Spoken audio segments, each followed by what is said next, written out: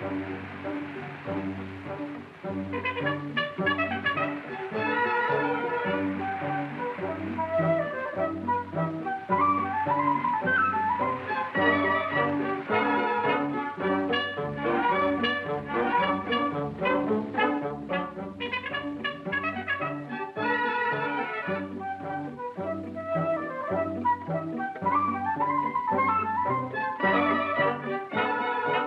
everyone, welcome to episode 58 of Floating Through Film. This week we continue our Ozu series with, I guess, kind of what I'm just calling like the Ozu classics, Ozu's most popular movies. The two that are, I think, both in the top 10 on the newest Sight and Sound. I think Late Spring is more like top 15. Oh, 15? Either way. Yeah, but it's easily the two most popular Ozu movies. Two most acclaimed. I feel like Good Morning has become probably maybe even more popular than Late Spring, like in like the Letterboxd crowd and stuff. Okay, but we don't really consider them, I guess. No, I can see what you're saying. Like that's maybe leans younger for sure, a lot younger for sure. Yeah. But I can see what you're saying. Now that is interesting. Just with streaming and stuff, trying to predict what's going to be popular in the future could be even harder. You actually really never know like what could just randomly become popular. Yeah. That's kind of what I love about film in general, but. Yeah, but these two have been popular for a long ass time, though. That's why different. And that's kind of what I wanted to ask you guys, because it is kind of the theme at least of picking these two movies is, why do you think, and maybe I'll lean more towards Tokyo Story, but you can answer for either one, is why do you think these are the two most popular Ozu? Is there anything special about these ones that stand out for you, or is it just like almost random? Luke? Or Blake, I can answer first just because I don't have a great answer. Yes, I've only seen I've seen Good Morning, Tokyo Story. In terms of just like its most popular, you're asking why are these two most popular instead of Silence? I'm just gonna say, that's an easy one. Come on. Like if they're silent movies, that's the reason why. But I can't give a good answer on the talkies yet, just because I've only seen Tokyo Story, Late Spring, and Good Morning, and I think I've seen There Was a Father also. But I mean, to me, just only having seen those three, these two are just great. I mean, they stand out because they first of all have Setsuko Haro. Okay. Yeah, and then also Chushu. Both of them. Yeah, they have both of them. Basically playing the same people, but Late Spring is like kind of like the quintessential Ozu. I feel like this is like. Wait, which one is Late Spring? Okay, all right. You'll have to explain that maybe later if you want to. I mean, like it's like a man bearing off his father. It's like very focused on that. I feel like, which early summer I feel like is doing a lot of things. From what I remember, which we'll talk about next week. It does, yeah. It's Tokyo Twilight's more like harsher, more colder Ozu. Yes. Floating Weeds is more like it's not really like an Ozu type plot. It's a remake too, and I just feel like. Well, it is interesting you say that because Bordeaux pointed this out, and you can kind of tell when watching Ozu movies, but maybe just saying it in words makes it more specific. Is he said that Late Spring was kind of the first movie for Ozu. It was like the first movie Ozu and I think Kogonada made together. Yeah. After World War II, because I think they made one before this one. But either way, this was kind of what set the blueprint for the rest of their movies. This structure. Yeah. And he says, basically, you can see that Late Spring becomes the prototype of early summer, Tokyo Story, which you can kind of see in maybe some ways. It's like a different perspective on the marriage in a way. Yeah. And it made me click at the end of Tokyo Story, how they basically end very similar with just like the father alone. Yes. And not showing the big event. Yes. Not showing the big... Yes, exactly. Yeah. Yes. But also late autumn and then on an afternoon as well.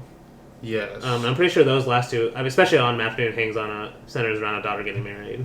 Yeah, late autumn does too. Late autumn's more like a comedic Ozu. And you saying that just kind of that's kind of why I wanted to ask the question in general and why I wanted to do the previous week before we did this one. Yeah. Is... I think when people watch these two movies, they think they know what an Ozu movie is by these two movies. Yeah. In a certain way, like you said, it is true. Like a lot of his later movies follow this structure. But they do it a bit different. They do it a lot. Not even a little bit, a lot different. Like you said, a lot of them have comedy, a lot more comedy in it, or a lot more, just like... harsher. Yeah, or harsher in terms of its in terms of it towards its characters than this one is. Yes. And it just seems like it happens with every director where you only watch a couple of their movies and you're like you feel like, oh, okay, I get what they are. Yeah. Especially if these are the two most popular ones. Like I think we've all fallen into that trap. You know. I don't really binge directors, even though I need to. So like it's kind of yes, exactly. I more just like take my time with everything. I'm bad about binging directors, honestly, but I like rarely binge directors. I'm like super unfocused. But you don't even have to binge them. It's just not having that opinion. It's hard to not have an opinion in your head after you watch 2 movies a director and be like, okay, I get what they are. Okay. Even though like if you watch these 2 movies, and then you like watch The Silence, you might not even think they're the same director on the surface at a certain point. You know, even though they have a lot of similar themes, but like you were saying. These 2 movies are a lot more just sadder, calmer than some of his other ones are. Yes. You know? And that's really kind of what I want to say. Is like, Ozu is way more, like, experimental than people give him credit for. Yes. You know, he's way more, honestly, wide-ranging in his use of genre and stuff like that. Definitely.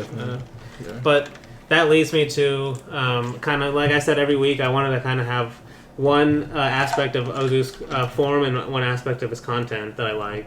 And really while talking about it, and I want to get you guys' opinions too, what you guys think of this, is like when you start talking about it, you realize you really can't separate the 2 when you're talking about Ozu. So it kind of is hard, but because it's like, and you'll see what I mean. But so I wanted to start with content this week. And if you remember a few weeks ago when we did All That Jazz, I said I didn't really like the ending that much. Because of like the way it handled death and stuff. Okay. And and I said I would come back to it for Ozu, and so I said that's why I wanted to do it this week.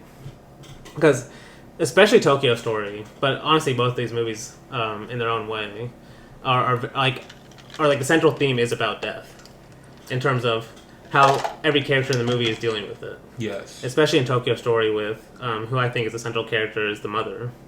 The one who dies. I mean, you could say a lot of. You could honestly pick who the central character is, but I feel like it's just the older couple. I feel like there's no single one that's. But there's really. I'm saying in just terms of even the theme of the movie. She's kind of how it hinges on in terms of. Okay, I see. She has this realization, and that's kind of why I'm picking death, and why I'm kind of using her as examples. She has, and this is true with a lot of Ozu movies. Is she has this realization that death is coming. Yeah. You know, and it gives her a kind of.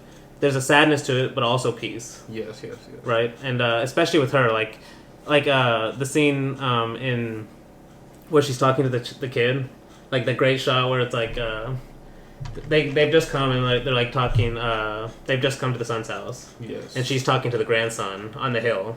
Okay. And she asks him like, "Do you want to be a doctor or something like that?" Yeah. And then she kind of has this moment of, I wonder if I'll be around. To see you become a doctor. Yeah. You know, and she has this awareness of, her life is coming to an end almost before, even though none of the other characters do. Yes. And it like the one other, and because I read this essay called A Sensitivity to Things, Mono no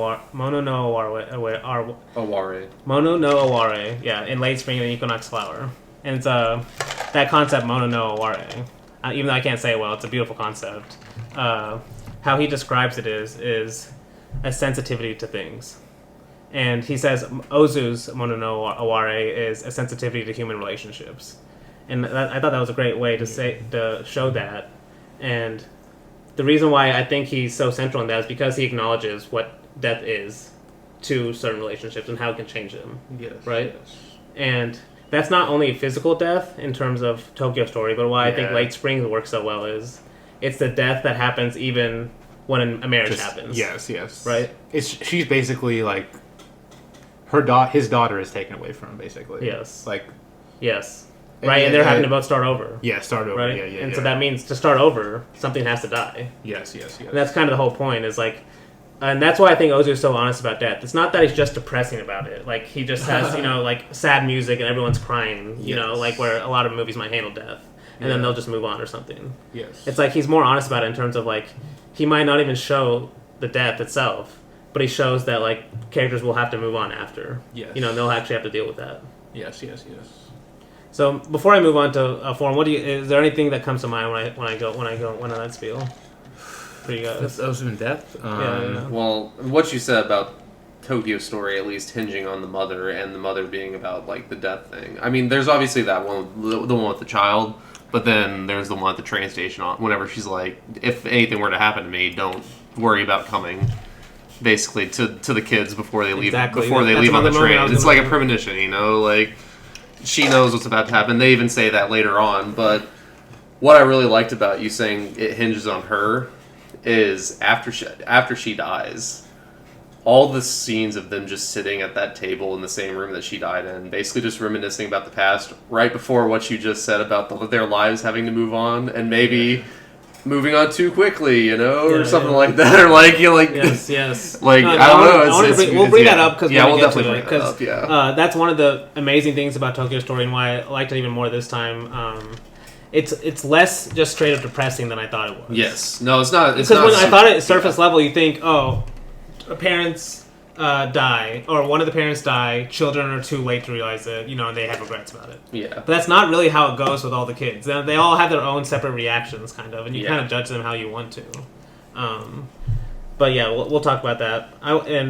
But just stay on this overall concept of death. I wanted to mention this quote that it was really good because I wanted to read the whole thing. It's from have you guys heard of the director Yoshida? He directed Eros Massacre. Yes, I have heard of it. He has some other ones, but his movies look really good too. Yeah. But he also wrote a book on Ozu called Ozu's Anti-Cinema. And this is and Bordello quotes him, so I'll just have to read the quote because it's so good. So quote: "We are born because of our parents' love. We encounter appropriate partners and get married. We form happy families, get old, and die peacefully. Anyone can imagine such a story, but it's a mere fantasy. Human beings cannot face the actual reality of the world, and they tend to condense and fast forward the flow of their own life and dream of a convenient conclusion. On the contrary, the human lives that Ozu-san knew were composed of stagnation, delays, and peripheral transitions. There were no plot lines. They were anti-stories. Ozu-san thought that human beings must stand up and live their anti-dramatic lives."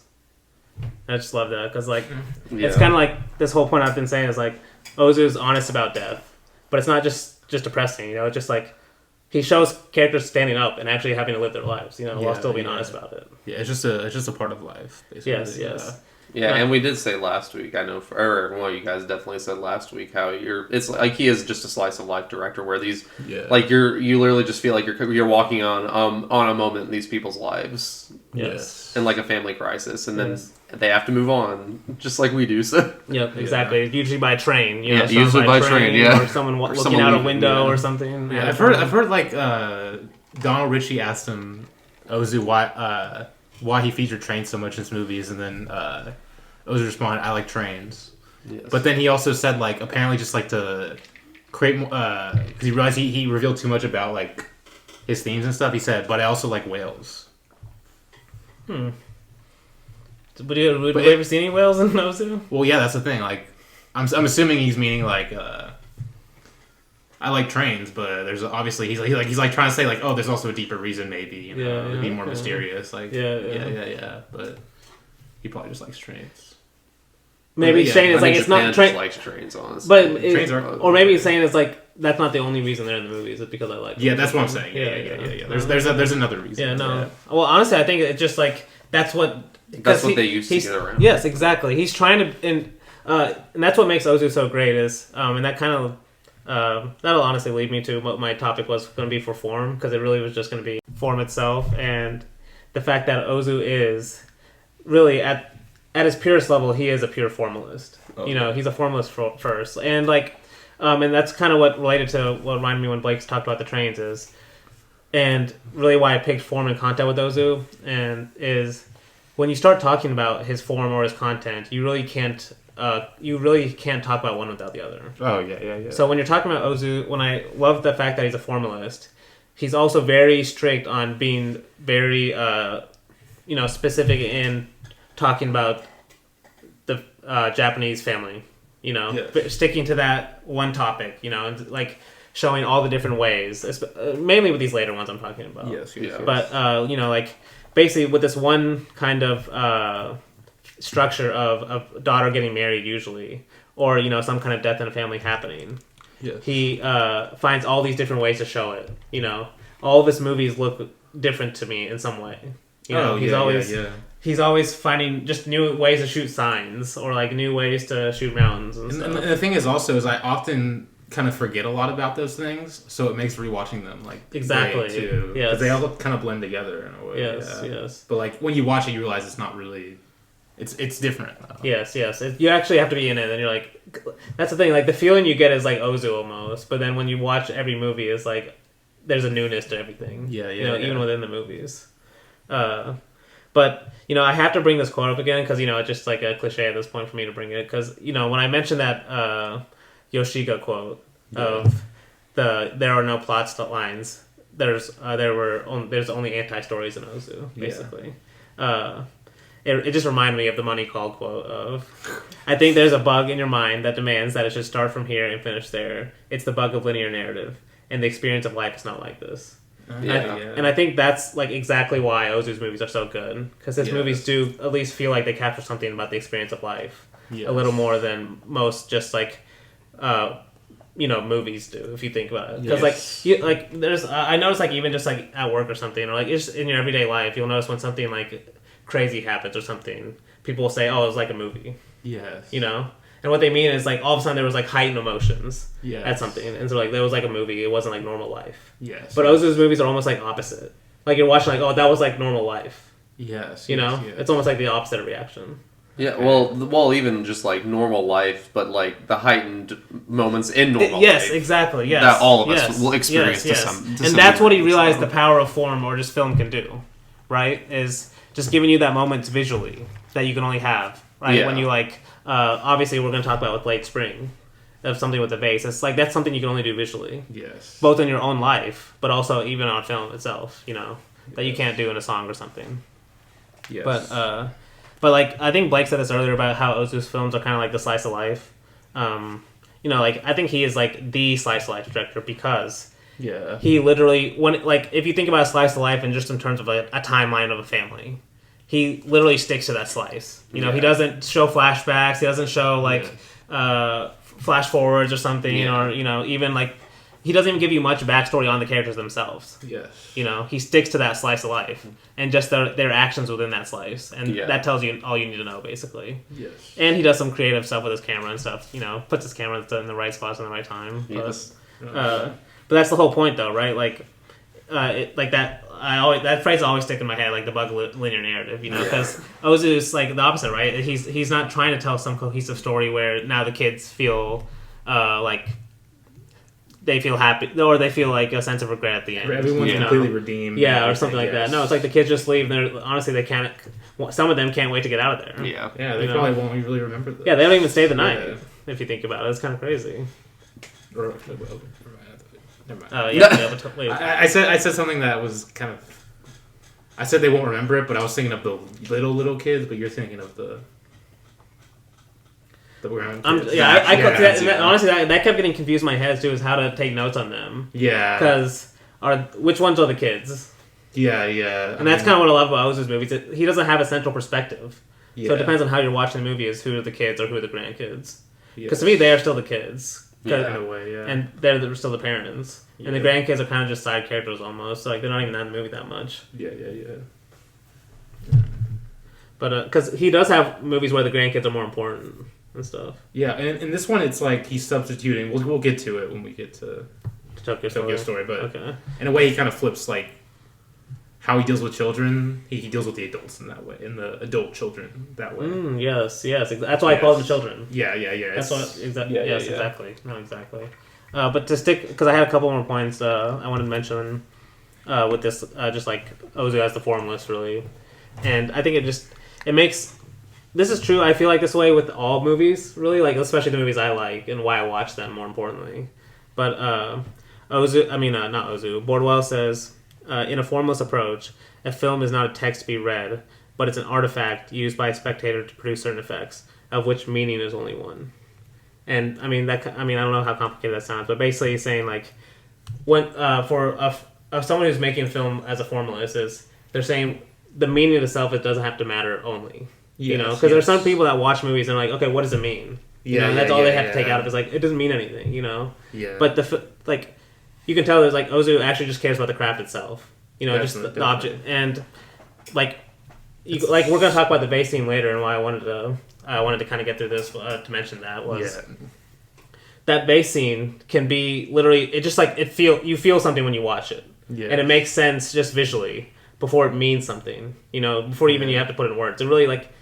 and it's fun to talk about like what it can mean possibly. Yeah. But really, the important part is it has a certain effect on you when you watch it. Definitely. And that's it. Really, like that's the reason to watch it. It doesn't have to have a greater meaning beyond that. Yes. And that's true with a lot of just artistic objects, just art in general. Yeah. So it exists for its own sake. It doesn't have to exist to justify. Like a lot of people, and they have the right attitude, I think sometimes, but they think it has to be political in some way, or it has to be like, how is it advancing the cause of something, et cetera, et cetera. But it's like, art has existed for thousands of years. Ever since humans, and it doesn't have to justify itself for existing because it helped the right people, or et cetera, or everything. Is this how you support your Michael Bay narrative? I was waiting to say. I was wondering what you were laughing at. I was like, what is this guy laughing at? But dude, this is why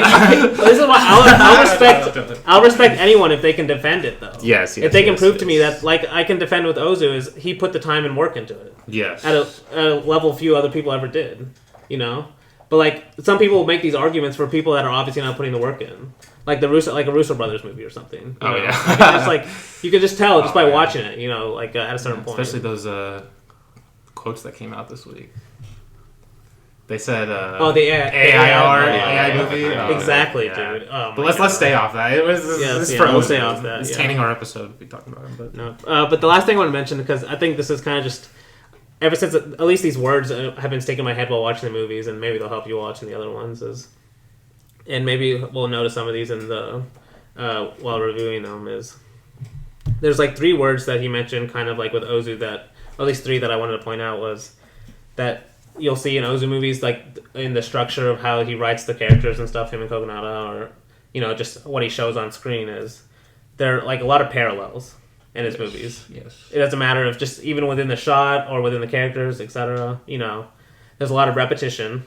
Yes. Where he repeats the same kind of scene, but it'll be like Late Spring has one that's really one of my favorites that I want to mention. And then the last one is ellipses, where he'll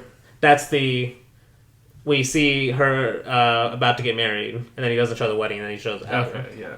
And he does I thought it was a really good way to describe an ellipsis in a movie, because ellipsis is really like the 3 dots you see after a sentence, and then it'll start a new sentence, but there's a gap in between. Damn. Okay. He says Ozu is really. He says Ozu turns ellipses into elliptical shapes, and then that leaves the viewer to imagination, basically, based on that. Yeah, it's a good way to think of it in terms of the ellipses almost creates like imagination in your head of what happened in between. Yeah. But it's all in your mind. Because he never shows any of it. Yeah, because I thought you said eclipse at first, and I was saying that actually would work too, in a way. Okay, yeah, like a moment you don't see. Yeah, a moment you don't see. Okay, damn, yeah. But yeah, I see what you're saying. Yes. Yeah. No, but he's described them as physical shapes, and I was like, damn, that kind of makes sense. It's like, because like that is like, so he'll show like in late spring with her about to get married, Yes. And they walk out of the room and everything, but then he cuts to them at a bar. Yes. Right? He cuts to the father and then the friend at the bar. The divorce. Drinking. Yeah, the divorce friend. Yeah, the divorce friend. They're just drinking after the wedding. Yes. So all of a sudden, like, the first thing that pops in your head is, like, what just happened between that whole thing? Yes. Like, that's, like, one good ellipsis. And he has longer ones, right? But, like, they're almost like he's literally forcing you to imagine it. As long as you're paying attention, he's forcing you to imagine things in your head that he never shows, And to me, that's, like, what great art does is not only show something good, which is, obviously good, but it also sparks something in your own head, right? Where there's a reaction to it. Yeah. Right? And that's, obviously, art, to me, it has to have that kind of 2-part process to it. Yes. To really, you have to feel something for it to be good art, not just like it doesn't matter if a million people are telling you, oh, this is amazing, this is amazing. If you don't feel it, you're just not going to feel it, It just there's something about art like that. Yes, yes. It's personal. Like, it's exactly. Yes, and that's what makes it so special, that there could be something that feels so personal, and yet, like, millions of people like it or something. Yes. So, that's why I like just Ozu the Formalist in general. And if you like the whole formal aspect of Ozu, you have to read the David Bordwell book. Like, he gets so detailed in it, it's insane. Okay. Yeah. Is it how long is it? Well, like, it's like... Bro, I'll just... It's not that big of a book. Well, it's like 400 pages, I think. That's not that bad. And it's like half of it is... probably... I don't know how long it is, but it's like... Because half of it is where he's just doing a deep dive, kind of just Ozu's themes, his form, and all that stuff. And then the second half is each film. he does a little analysis, like 1 or 2 pages. Sometimes I like that. Yeah. That's why I'm saying it's detailed, because he does it to every movie. At least all the ones that are still in print, or have prints for him and stuff. But yeah. So yeah, that was kind of my form and content for Ozu this week. I think we can go into the movies now. Sure. Late spring.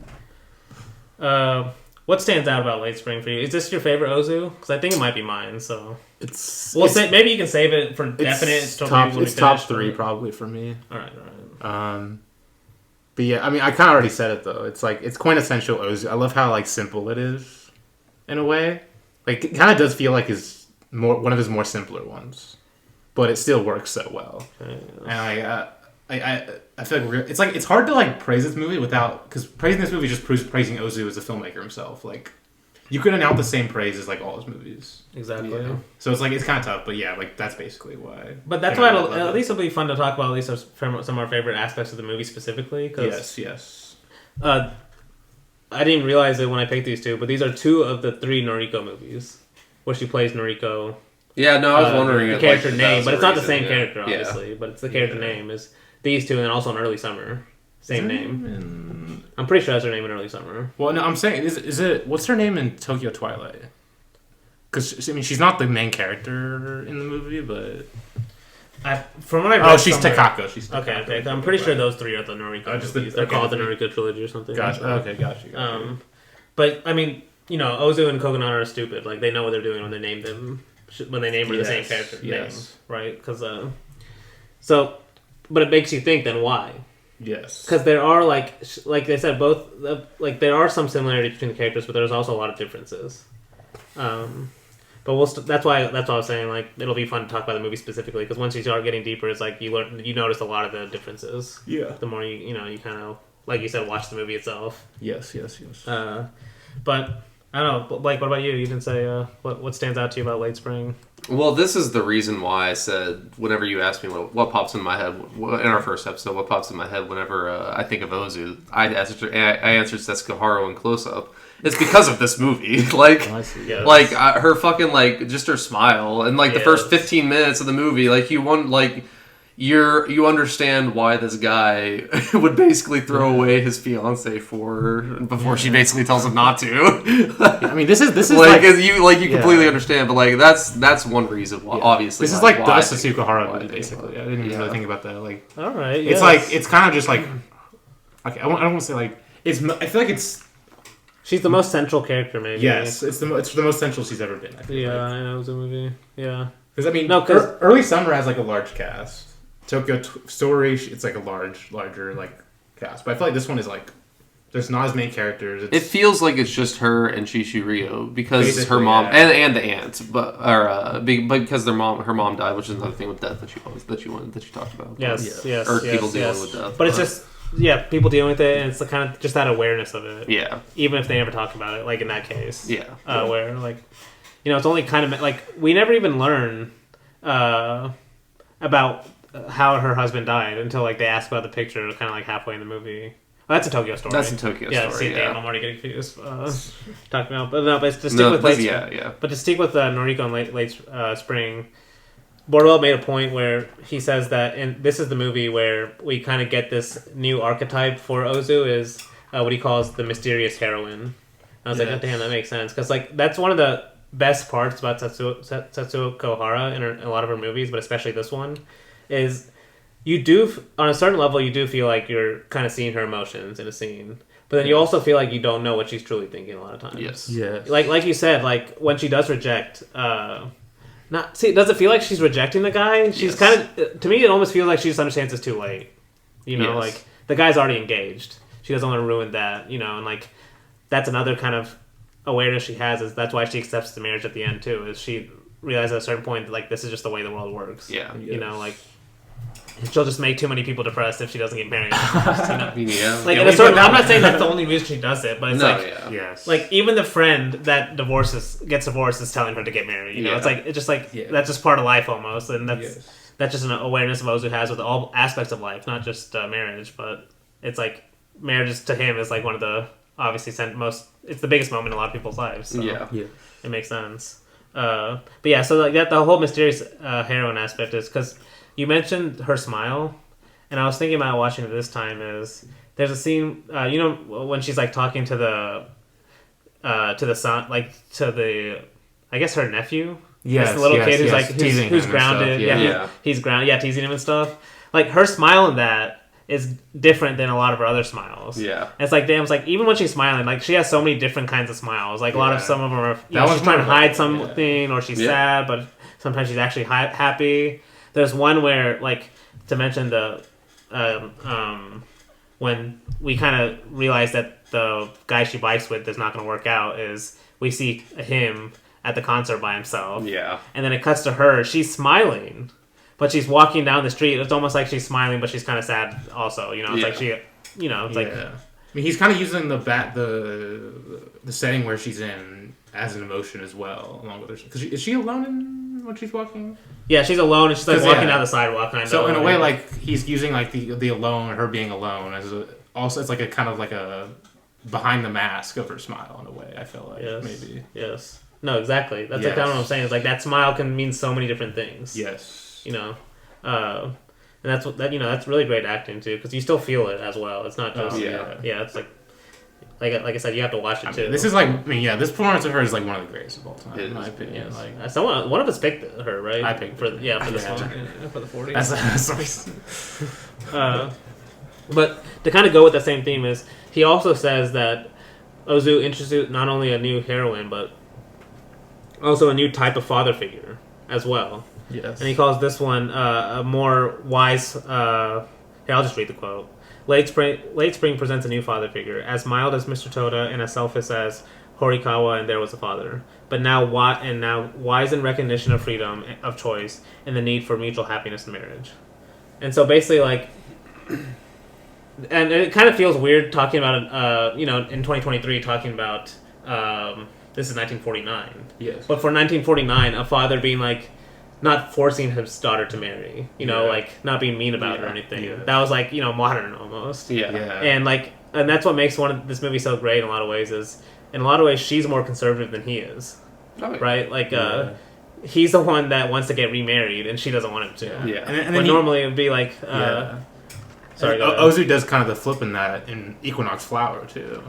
Which we're going to talk about in 2 weeks. Which he does like the daughter's more progressive than the father, basically. Progressive. No, and we're also talking about that too. And that's why Late Spring is a good starting point. Is his later movies, and Wardwell mentioned starting even from early summer, like 10 years later, I think. Even in early summer, there will be I'm pretty sure she chooses someone to get married, but it's not the one the father chooses. Yeah. Well, yeah.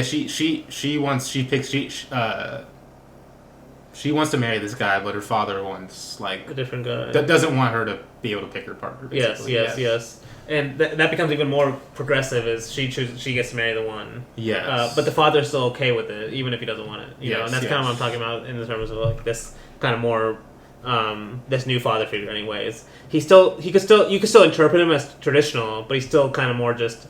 I'll let the daughter do what she wants. Yes. And that's kind of what has, at least in the modern world, that's what's necessary for marriage because anyone can get divorced at any time. Yes. Or it's easier to get divorced, not any time, but it's basically. Well, and he is also being a little selfish too. In terms because his wife died, she doesn't have anyone else. Like it's a two-way street in this relationship to me. Like. He doesn't really want her to leave, and she doesn't really want to leave. He was being selfish by getting her married. I was like, I thought. No. He's being selfish by wanting her to stay there, and he realizes that, obviously. Yes, exactly. And they both realize what's. And that's why I love like later on in the movie, like whenever they have that talk together, and he's saying like I basically like you need to move on and get married because this probably won't be the happiest moment of your life living here with me. Like, it might take time in your new life, but eventually you will find happiness. You'll have to work for it. Yeah, it comes through effort. It comes through effort. Like, I think you actually have that quote in as your late spring review. Yes. I mean, okay, do you want to talk about that scene now, or do you want to get to it? We probably should. We can get to it. Because I have thoughts on that. Yeah. It's the scene of the movie. The base scene... Honestly, that whole section. The vase scene, honestly, their last vacation together. I've seen an interpretation of that the vase scene is like it's connected to that scene, but we'll get to that. We'll get to that. Okay, let's just get into the movie because I kind of have it split in my at least in my notes into 4 parts. Actually, Boardwell is the one I got this from, but he kind of mentioned the first part as, and this is this is amazing. This is like another reason why Ozu is great is he'll film everything the same way as he would everything else in the movie. Yeah. But this whole first part is kind of just a setup for the letdown of we think she's going to end up with this guy of her father's assistant. Yes. It's like everything's set up perfectly. Yeah. Like everything's filmed perfectly. Like we get her with her aunt. We can tell she's single, and because it cuts to the father and the assistant working together. Yes. And it just makes sense. And then when the aunt talks to Chishiryu about them getting married, at the same time they are on the bike ride basically. Yeah. Because he's surprised when she says like I was on a bike ride with him. Nope, and that's kind of what I'm saying. This whole Ozu setup is amazing, and that's why it works so well. Is because he films everything the same, and you would actually believe it if they were supposed to get. Yes. They would still get married. Yes. Because it sets it up like that, where and that kind of leads to the great bike scene of them biking together. Yes. And because I wanted to ask, what do you think she means of? Okay, let me see if I can find the quote. Because she says, when she says something about pickled radish. Okay, yeah. So she says, he asks, "Are you the jealous type?" And she says, "Yeah, I'm the jealous type. As they say, my sliced pickled radish tastes linked together." Yeah, I have no. But they both crack up laughing. Is that a language thing? Probably like a translation? I think it is. Like it was some idiom because I looked it up and it looked like someone. And the best thing I found someone on Reddit gave an explanation that at least kind of makes sense when I read it. And they were saying how if you have a sharp blade or and this will come to this actually line comes important a little later too, because when you have like a sharp blade and you cut pickle, if it's like really a good blade, it'll still stick together even when you pull the knife up. Both slice pieces. She's saying she's kind of jealous, like how the 2 pieces stay together. Okay, even when they cut it. Wait. Okay. So if you cut like a piece of pickle in 2, yes, you would think they both fall to the ground that you cut them on. But if they still take the blade when you you pull it back up, you can see that. Oh, that means a good pickle. Yeah, or a good good blade or something. Okay. Anyway, so say what she said. And she's saying that she's jealous, like the 2 pieces that can't leave each other even after they get cut. Okay. Because later she says, he says something like, "Are you still sliced pickle?" He says something about it, and she says, "No, my blade is dull now." Basically, kind of saying like now they're let go almost. Yeah. They're not stuck together. Like who is she referring to be as the stuck together ones? This guy, the guy on the bike ride. Okay, yes. Because like Blake said, he kind of is willing to give it. He's basically willing to give it all up for her. Yeah. I mean, who wouldn't, dude? Well, this guy, he doesn't at the end. Just it's kind of her, yeah, it's her. It's her. See, I don't know if he's willing to give it all up. He invites her on the date. I think he's willing to give it all up. He was shooting a shot, bro. I think he's willing to give it all up. Yeah, because they say he's been engaged for, and that's what the whole fun. She's almost in on the joke too, because when she comes home, you can tell he's like being like, "Hey, we've been talking about you getting married." This is one of my favorite scenes in the movie because Chihiru's face during this scene, like increasingly like being more aware, like. Increasingly, like she's answering yes to questions. He's thinking it's more of a chance she'll like agree. Like his face is so. And dude, and this is what I was saying about Ozu's setup, but still being just the fact that he films everything the same and he cares about everything the same formally it still makes it amazing to watch. So this we get this whole like kind of if you don't know what's gonna happen in the movie, you might still think they're getting married, right? Yeah. So it's like it's kind of upbeat, and this is also what I wanted to mention about the repetition too. It's the first time we see Ozu walking up. It's like a big hill street and he's like walking up, but it's like it's implied that the house is right nearby because we see both of them walk by up it I think a couple times. Okay. But this is this music I played for you at the beginning where she's like folding laundry. Yes. I told you it sounded like John Ford. Yes. He's playing that music while he's walking up, almost like it's like setting up like okay now everything's gonna like fit perfectly together, like they want her to get married and she just went on a date with the guy that she wants to get married to, and it's her and it's his assistant, so like it just kind of makes sense like that too. Yes. But then, like you were saying, we still get more set up, and then we get more set up. Disappointment happens. Yep. She basically reveals like, don't you know he's been engaged for like I think she said years or something. Yeah. I forgot how long she was. It's like 4 or 5 years, I felt. Yeah. Like a long time. But like watching it this time why do you think she hides that information? Does she hide it? I mean, okay. Do you like hide it from him like, before this? Yes. But I feel like it was kind of seeing how out of touch he kind of was, like the father was, because of course he works with him. Yeah, exactly. That's why I thought he would have realized, but like in a way, I feel like that's more about him than her. I mean, right? Because I don't know if like they really interacted each other around him before or whatever. That's true. It just feels implied that it's more him that's out of touch in a way. That's true. Like he just hasn't paid attention. And yeah, stuff, like he's more focused on the work and stuff. Okay. But, yes. Yeah, that's the impression I got. Okay, that makes sense. Okay, yeah, but yeah, that basically leads to, you know, we kind of mentioned, we've already talked about these scenes already, but, you know, it's when he basically asks her to go on the date with him to the concert. Yeah. And the way we see it is, it's just amazing, is a cut to, it says solo concert. So that's already kind of hinting of, oh, he's going to be, you know, he's going to be by himself. But then it cuts to him alone. Sitting at the concert right after he's invited her, kind of just being like, okay, this is over, and then she's, like we mentioned earlier, she's walking by herself as well. Yes. And that's kind of like, it just doesn't go back to that. Yes. You know? Yes. It just kind of leaves that. But then it goes to that second part, what Bordwell calls is the second prospect. Yeah. That the aunt brings up. Yeah. And then, but also, this is the parallel we're talking about, is her prospect, but also Shishiryu's prospect as well. Yes, which they're both brought up. Which we never see him in the movie, which we should bring that up. Yes, we never see him. And that's what's amazing. See, this is another thing about Ozu. We see the person that doesn't end up getting married. The fake setup. Yes. You know, the fake one, where Shishiryu's obviously just doing it to... Well, actually, I don't know if it's obvious, but... Like, I think he actually wanted to get married. I think he did too. Yeah. But that's the thing. When you don't say anything, you can have so many interpretations in your head and it still works. Yeah. You know, as long as you can justify it. No, but that's what's amazing is we see the wife of who ends up not being in the marriage, but we never see the actual husband that she ends up getting married to. Yes. Just, you know, it's another amazing Ozu aspect. But yeah, that's kind of the parallel. And it's also funny because the aunt in them say he looks like Gary Cooper, basically. Like. Yeah. Yes. No, I wanted to see what he looked like. No, exactly. Because look up picture of Gary Cooper. Hey, yeah. I already know what it looks like, so I know. I guess I know what she married. So damn. No, because there's a funny joke where she's like, my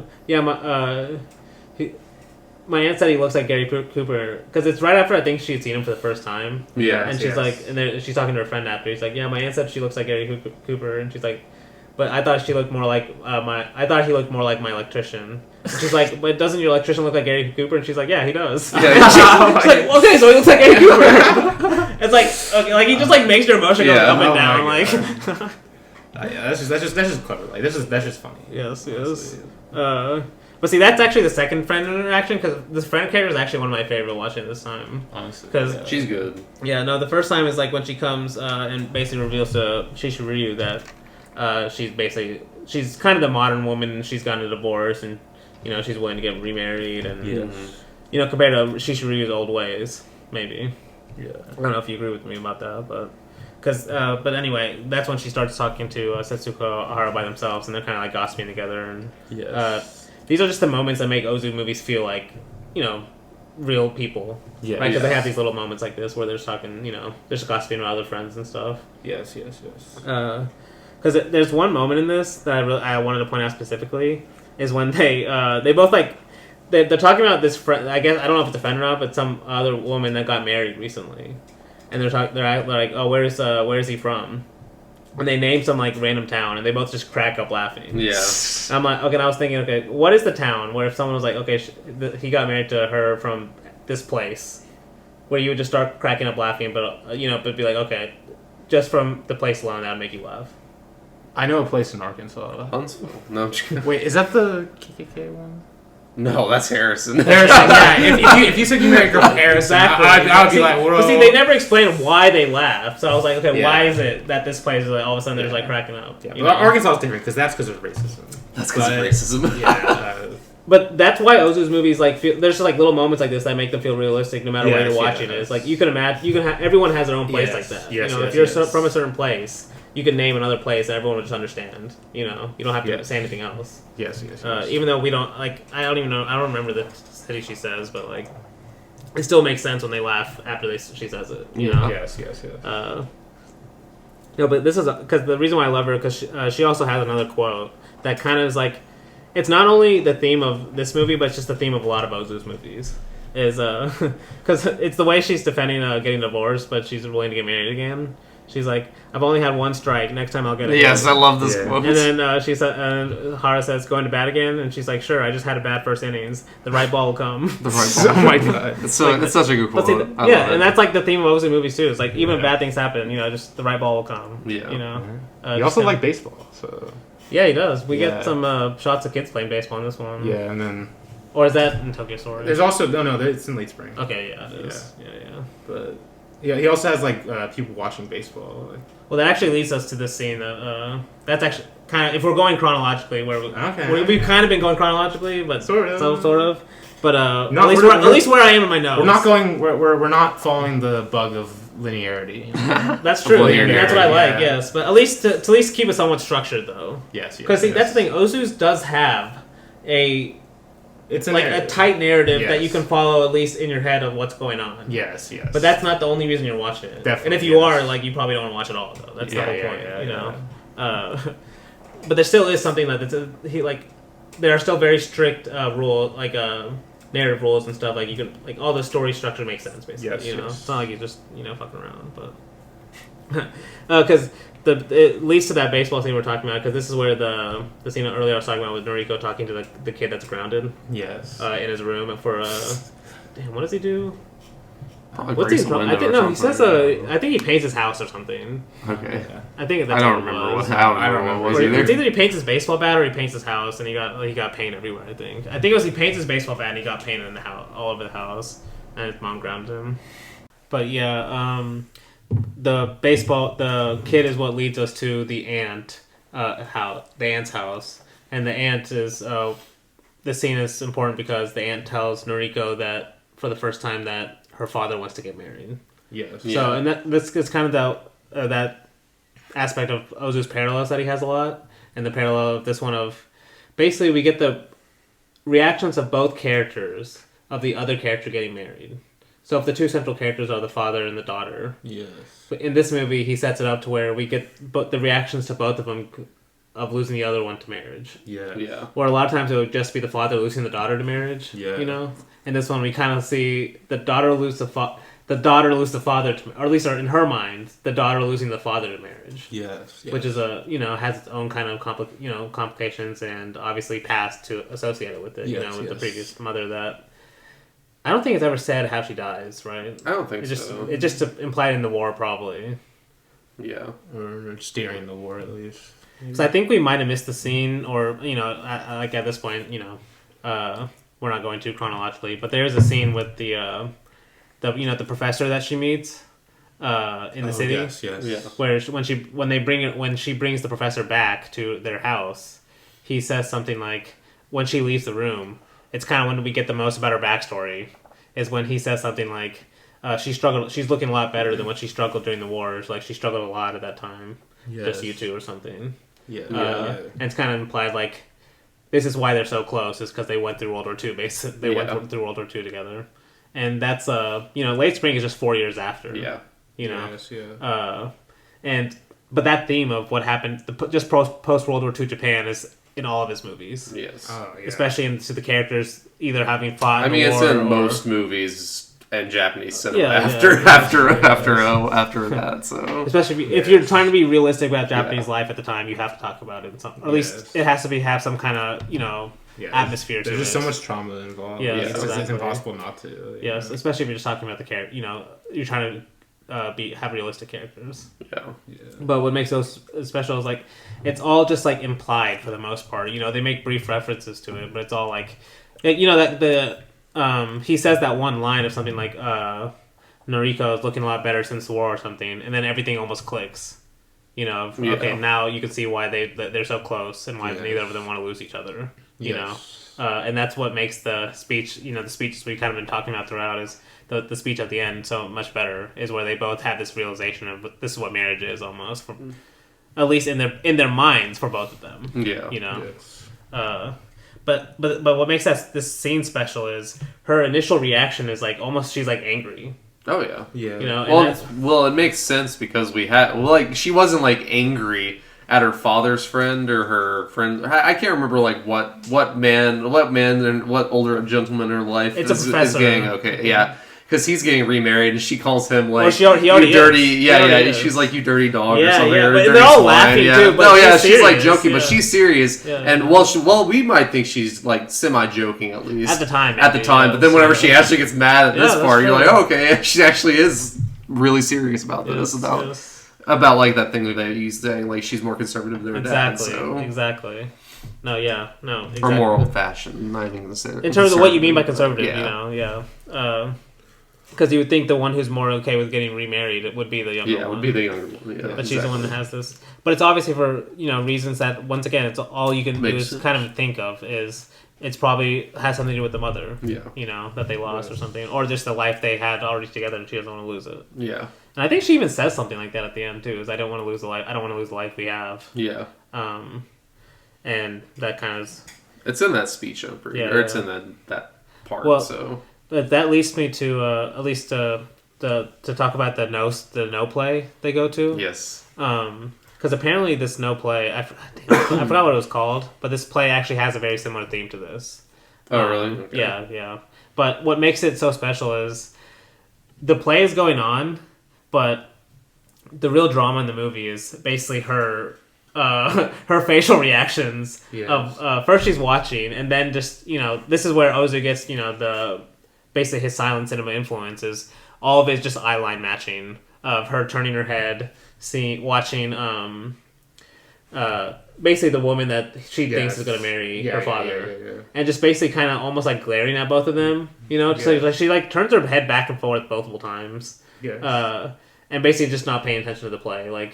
Kind of just like for Ozu, the real drama is like just these human relationships themselves, not even a play or something. Just like without like just all. Also, this scene goes on for a while. There's like no dialogue and just it's just the music and the performance going on. It gets you into the feel of okay, she's already in the mood of watching a play, and then she realizes that she sees the woman that she thinks is going to steal her father, basically. Yes. No, it's a good shot but then it cuts to like and this Ozu, I think, kind of he gives her like basically I don't know what he's trying to say or even if he's trying to say anything, but she gets multiple times she's kind of associated with the tree, where it'll cut to like a tree after her, because it cuts like from her at the no play to just like a great shot of a tree, just one of his great classic Ozu pillow shot or intermediate shot, what we've been calling them. But then it goes to them walking home from the theater. No, I wanted to mention this because this kind of reminds me of just Ozu has a few of these scenes, or even the one in Paris, Texas, the scene in Paris, Texas with the father and kid walking on opposite side of the streets. It's like the opposite of that.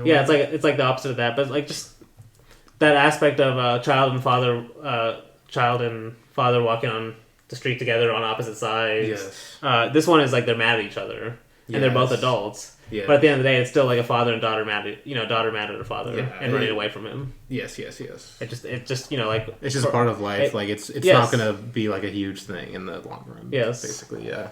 Like to me, it's like what makes Ozu special is it's the same thing you could say in a certain sense. It's a daughter running away from her father, but it's different because all the circumstances are different. What led up to it? Yes, know.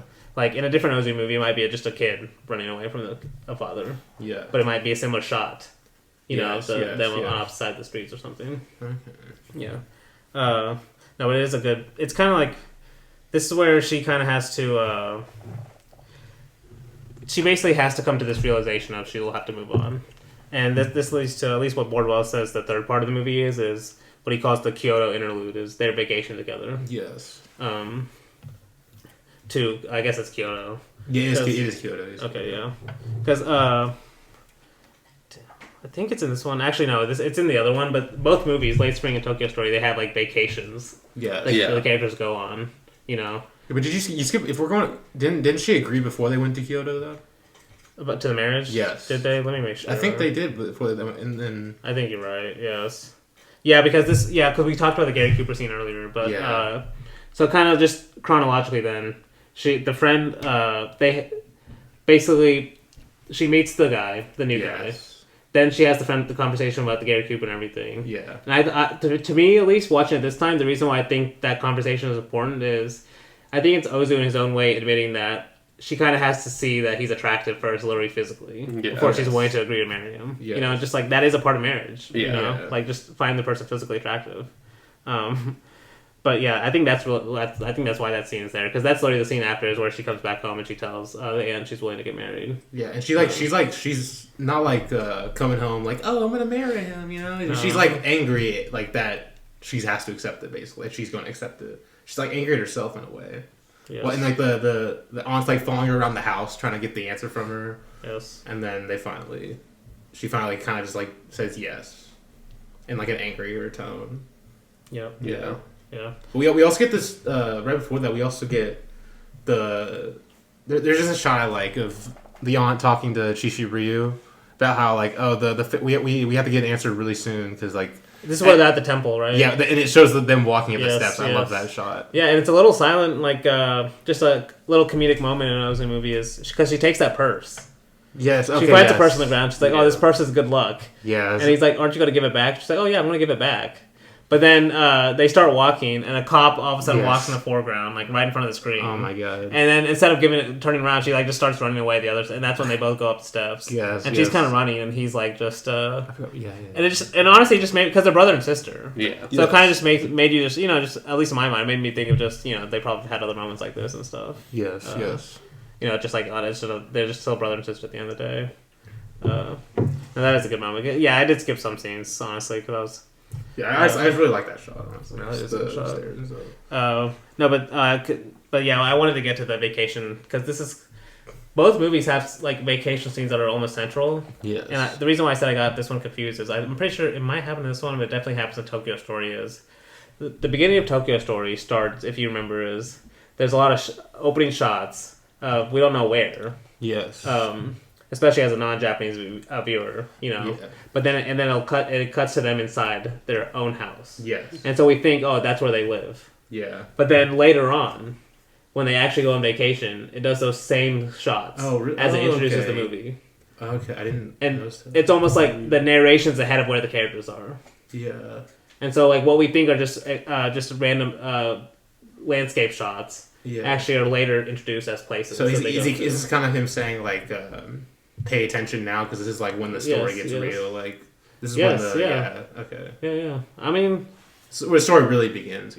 Yeah, or you could be like when you rewatch or something, be like this scene is important for some reason. He's marking it as important, basically. Yeah. Because I'm pretty sure we get temple shots throughout the movie, even from this one. I don't know for sure, but yeah, either way, this is when they decide to go on their last vacation, basically. I think the way how do they show that they go up on vacation? I'm pretty sure all they show is them brushing their teeth somewhere. They do show that for sure. But I don't remember exactly. Do they show them on the train though? I don't remember if they show them on the train or not. No. Okay. So yeah, at least in my notes anyway. I'm pretty sure I'm not mixing up. It's like Noriko agrees to get married at the end. And then she goes upstairs. Basically, and the aunt's really happy. And then it cuts to shots of the temple. Well, and before this is just something that popped into my head. But that as the aunt's leaving, that thing about the coin purse being good luck came to pass. Basically, 'cause she's like, oh, now I can use this money for the wedding. Basically, she doesn't have to pay for it. So, which the first time I watched Late Spring, I hated her character. Like I thought she was just the biggest bitch, and she is a bitch still. But like also the actress, she's great playing a bitch. But in this one, I at least understood that she does have, at least in her mind, like a real happy reason for wanting them to get, or for wanting her niece to get married. Like, okay, so why do you think she's a bitch then? It's just the way she acts. Just like kind of forceful. I don't know, like forceful, blunt, like not really acting like she has what's like best. Like she doesn't really act like she's thinking of what's best for her whenever she actually really isn't. This time I feel like I got like she does think this is what's best for them. And yes. Yeah, okay, and the first time you might not. The first time I just thought she was a fucking bitch. Like I was like, oh my god. Like see, I never thought of her maybe as harshly as you do, but she does seem like pushy. Yeah, she's like maybe like she doesn't care about Noriko's feelings millions as much as you would want her to. Yeah, well, and just maybe, get married because that's what you're supposed to do. Yeah, well, and maybe that's also. I mean, obviously, that's definitely what Ozu's trying to say is like this is what Japanese life was basically, and Chishiryu is not what Japanese life was, while Noriko is a lot more like her aunt than she even wants to admit, honestly. Yeah. But. Yes. No, I mean that's why she's kind of just like has that harsh reaction to her. Yeah. Doesn't want her father to get married, But no, that's interesting. You said that she's like, because she is definitely the most like kind of pushy, like like I said, when I was saying in the beginning about how this movie introduces the more, just more peaceful father in terms of like letting the daughter choose for herself, kind of thing. The aunt is more like you would think it's the traditionalist of forcing her to get married. Oh, I found the perfect one. Like just kind of trying to rush everything because that's what tradition says. Yeah, and maybe that's why that's probably maybe where you're coming from. It's like no, that's definitely where. Especially when you compare her to Rio, where you would think the father would be the one doing that. The aunt is more kind of like hey, hold on. It's like if the dad doesn't care this much, why do you care? Because she's detached from the situation while he's in the relationship, basically. But that's the thing, though. I don't know if she's detached. Like that's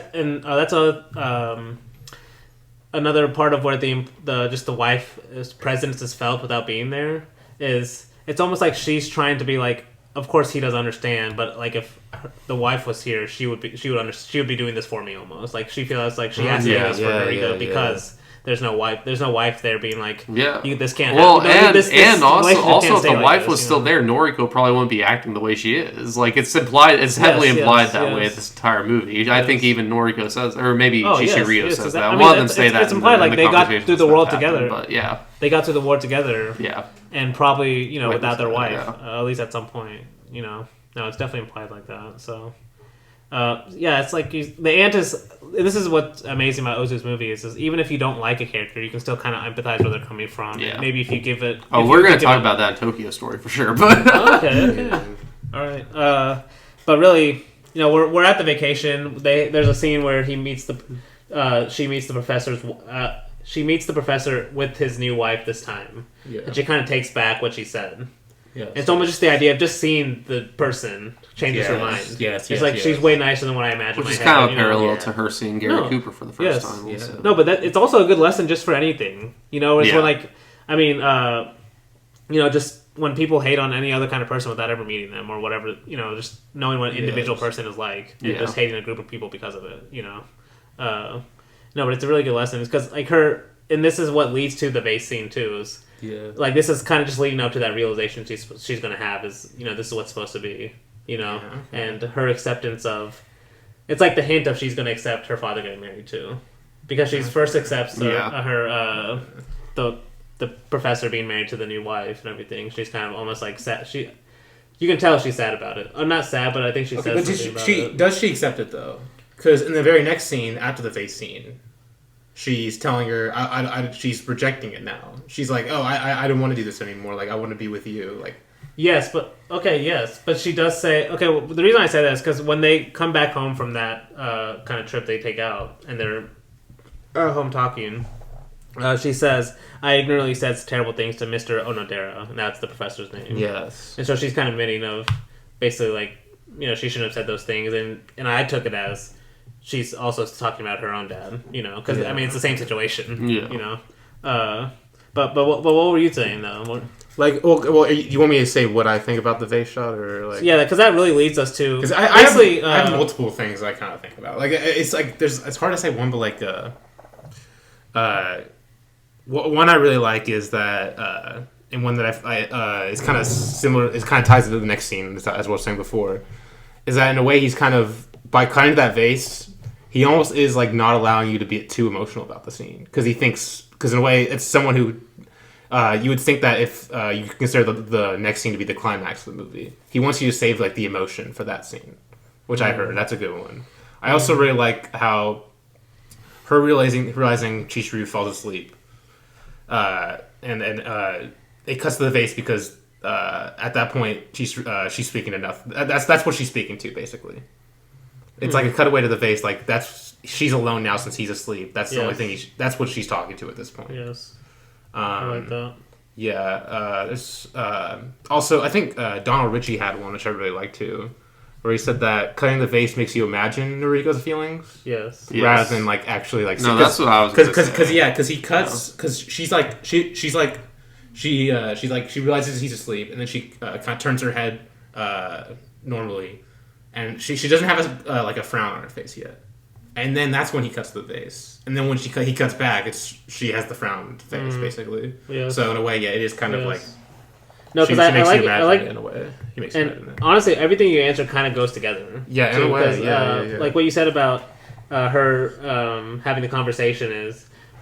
So she says that I'm basically ignorant of the things I said to Mr. Onodera were ignorant or something like that, and then she's about to continue and say because she starts talking about I'm okay with you getting remarried, and that's when he falls asleep. Yeah. She's basically about to say like what I said earlier about. She's talking about the same thing and how she was wrong, but she's not able to tell her father that. Yeah. So they're not able to have that moment of her telling that directly, and that's kind of what that face shot, those face shots almost are like that conversation carried on like in our feelings almost. Yeah. You know, just watching it itself, at least in my mind, because in that frown, I did recognize that frown this time, where it's like almost her realizing that. Yes. You know, it's like all right, like it is literally like their last night together. You know. Yeah. I don't know if it is literally in the timeline, like if they don't get married the next day, I don't think. But at least it's a last vacation together. Basically, you know? yeah. And then that's like her realizing that, you know, just looking at the vase. I don't know if the vase has any like direct meaning, but I think it is supposed to be like what does it mean to you? It's more of the cut in general. Yeah, and the cut is great. Yeah, but see that's the thing. Ozu has what makes it so great is Ozu has a lot of cuts like that away to things, to objects. You know, where it'll be like he'll end a scene. And it'll cut to a new object. Yeah, I think just this one's different also because it's at a very pivotal point of the movie. Yeah. No, that's my reason for why I think it's in there personally. Is like we've heard a lot of shit that they've been talking like because we just cut to like them talking in bed basically, but they had this whole conversation even before bed where like Chishiryu is basically like what I said before. You know, like. You need to get married. I can't be keeping you here, basically. Like, I've been being selfish. You've been being selfish, wanting to stay with me. We need to, you need to, move on with your life, get married. No, that's after. That's after? Yeah. That's when they're packing the next day. That's what I was saying, the vase kind of trying to get you to save your emotion for that scene. Okay. Well, no, I just think of the vase as like a moment to pause and reflect on what was being said. But the thing is, it's all of these basically. All of what we're saying. That's kind of what's so great. It's whatever comes from that reflection, though. Yeah, that's kind of. It's what you project onto it. Exactly. That's what we've been saying this whole series. No, but that next scene is kind of what leads to really the kind of like. I don't know if a lot of Ozu movies have these kind of one scene where there's a lot of dialogue and they tell, at least in some ways, hint at the theme of the movie. Yeah. And that's definitely this scene because it's they're literally packing to go home, but it's almost like they're basically packing to start their new lives. At least because it has one of my favorite Ozu quotes where he says how time flies. 1 minute we arrive and the next we're leaving, and then she says true, but I loved it here in Kyoto, and it kind of goes like I think I mentioned earlier when I mentioned the concept of Mono no Oarwe.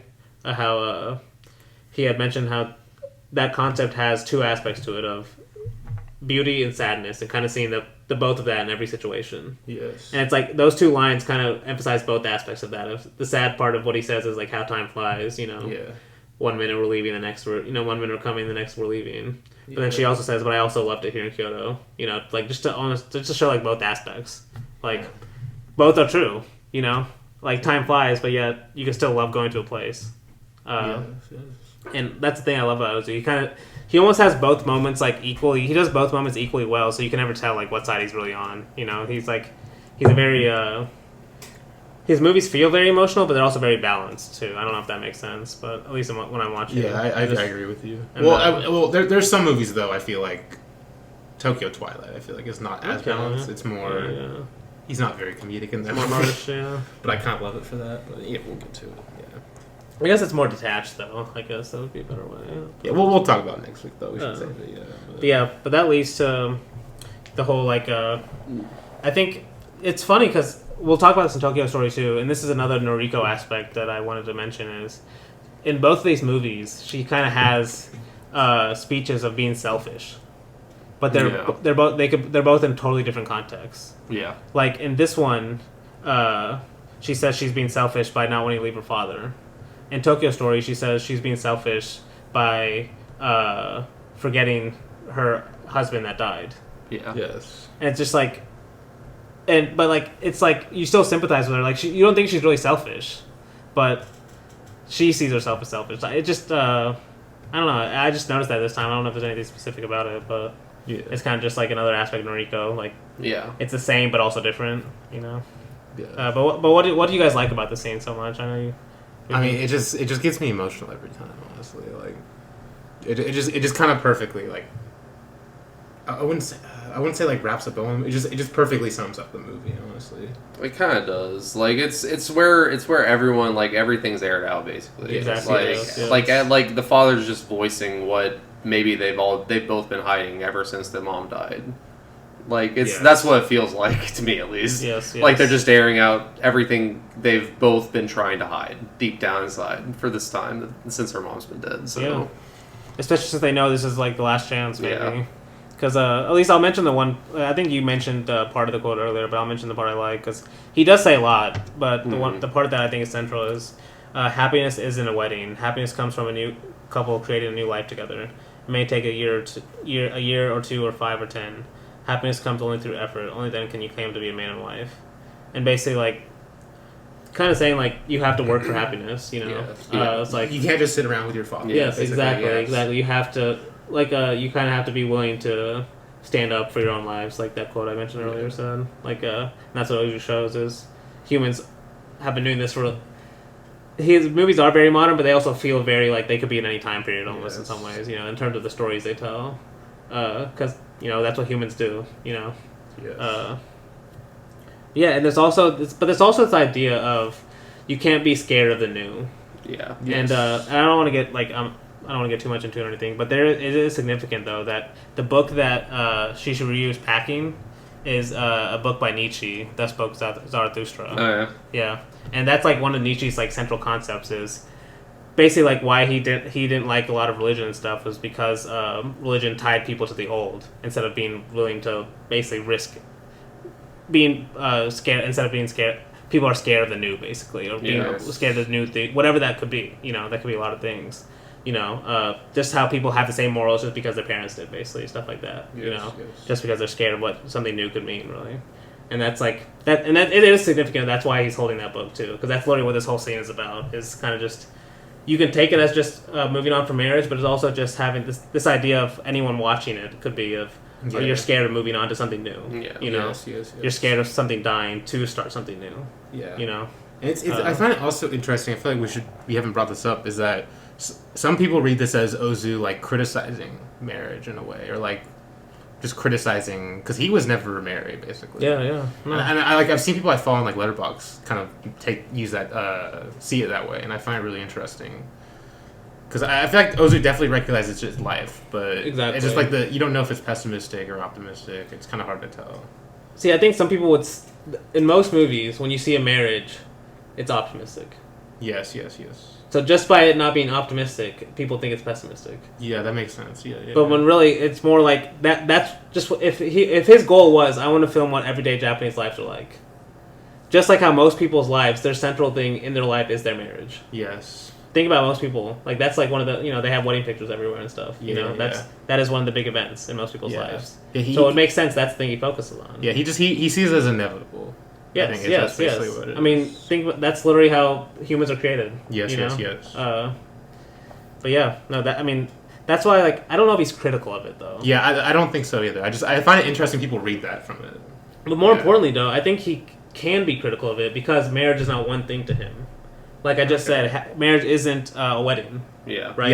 It's something you have to create for yourself, and he shows a lot of different versions of that. Yes. And that's kind of what makes Tokyo Twilight so special too. I mean, we'll talk about it next week. All the movies on the surface, when you say it, it's about a daughter getting married, they sound the same. Yes. But all of them handle marriage in their own different ways. Yes. And like we said, in this one, it has the daughter and the father getting married, but the daughter's the conservative one. Yes.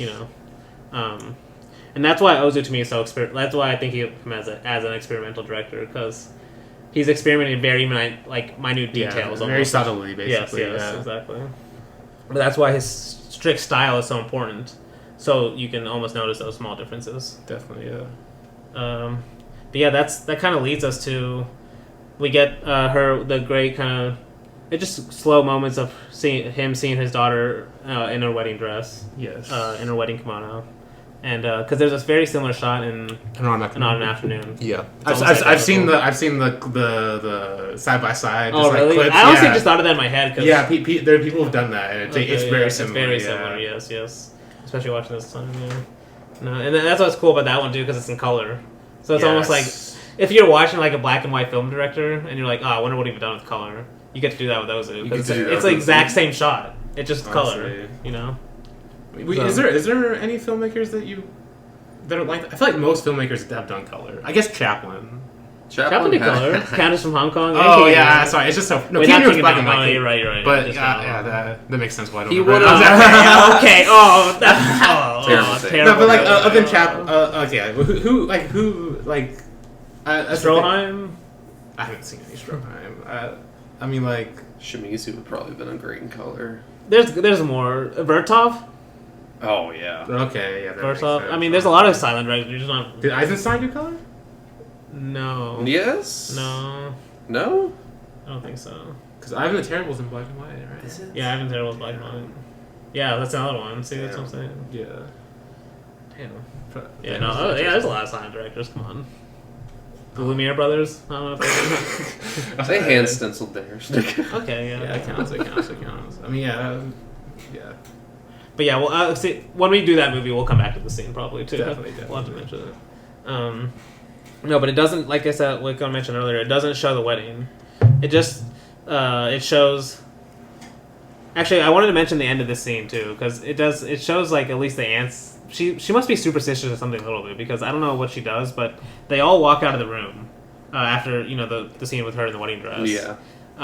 But she comes back in the room and like does like a circle around the room, and then I just thought she was checking to is. see if they left anything, basically, because she's basically implying Noriko's not coming back here. So. Oh, okay. Yeah. That's just like that's something I do before I go on vacation, just to be like, am I forgetting anything important that I need to take? Just one glance around the room. Nope. Okay, good. Because it does hang on like it makes you think of this is the last time she's gonna meet this room. At least as a daughter, that lives there. Yeah, as a daughter for sure.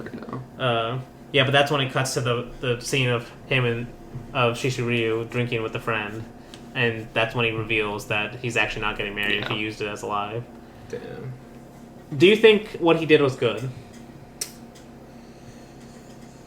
I think he thinks what he did is good, and I think in the grand scheme of things, it's probably good. That's what I was. It's a little bit messed up in a way. Well, it's not even messed up. It's just like I don't know. I guess I don't know. It's hard to. The line's messed up, but I guess like he's giving her what she actually wants at the end of the day. I honestly don't even think like what we said before. I don't think he was lying whenever he first told her that. I think he changed his mind whenever he heard her reaction to it, and he's like, "Oh, okay, I am going to not going to get married anymore." No, I'm glad you reminded me, because we missed the scene where at least I forgot to talk about it. Is when he tells her for the first time is one of my favorite Shishiru moments.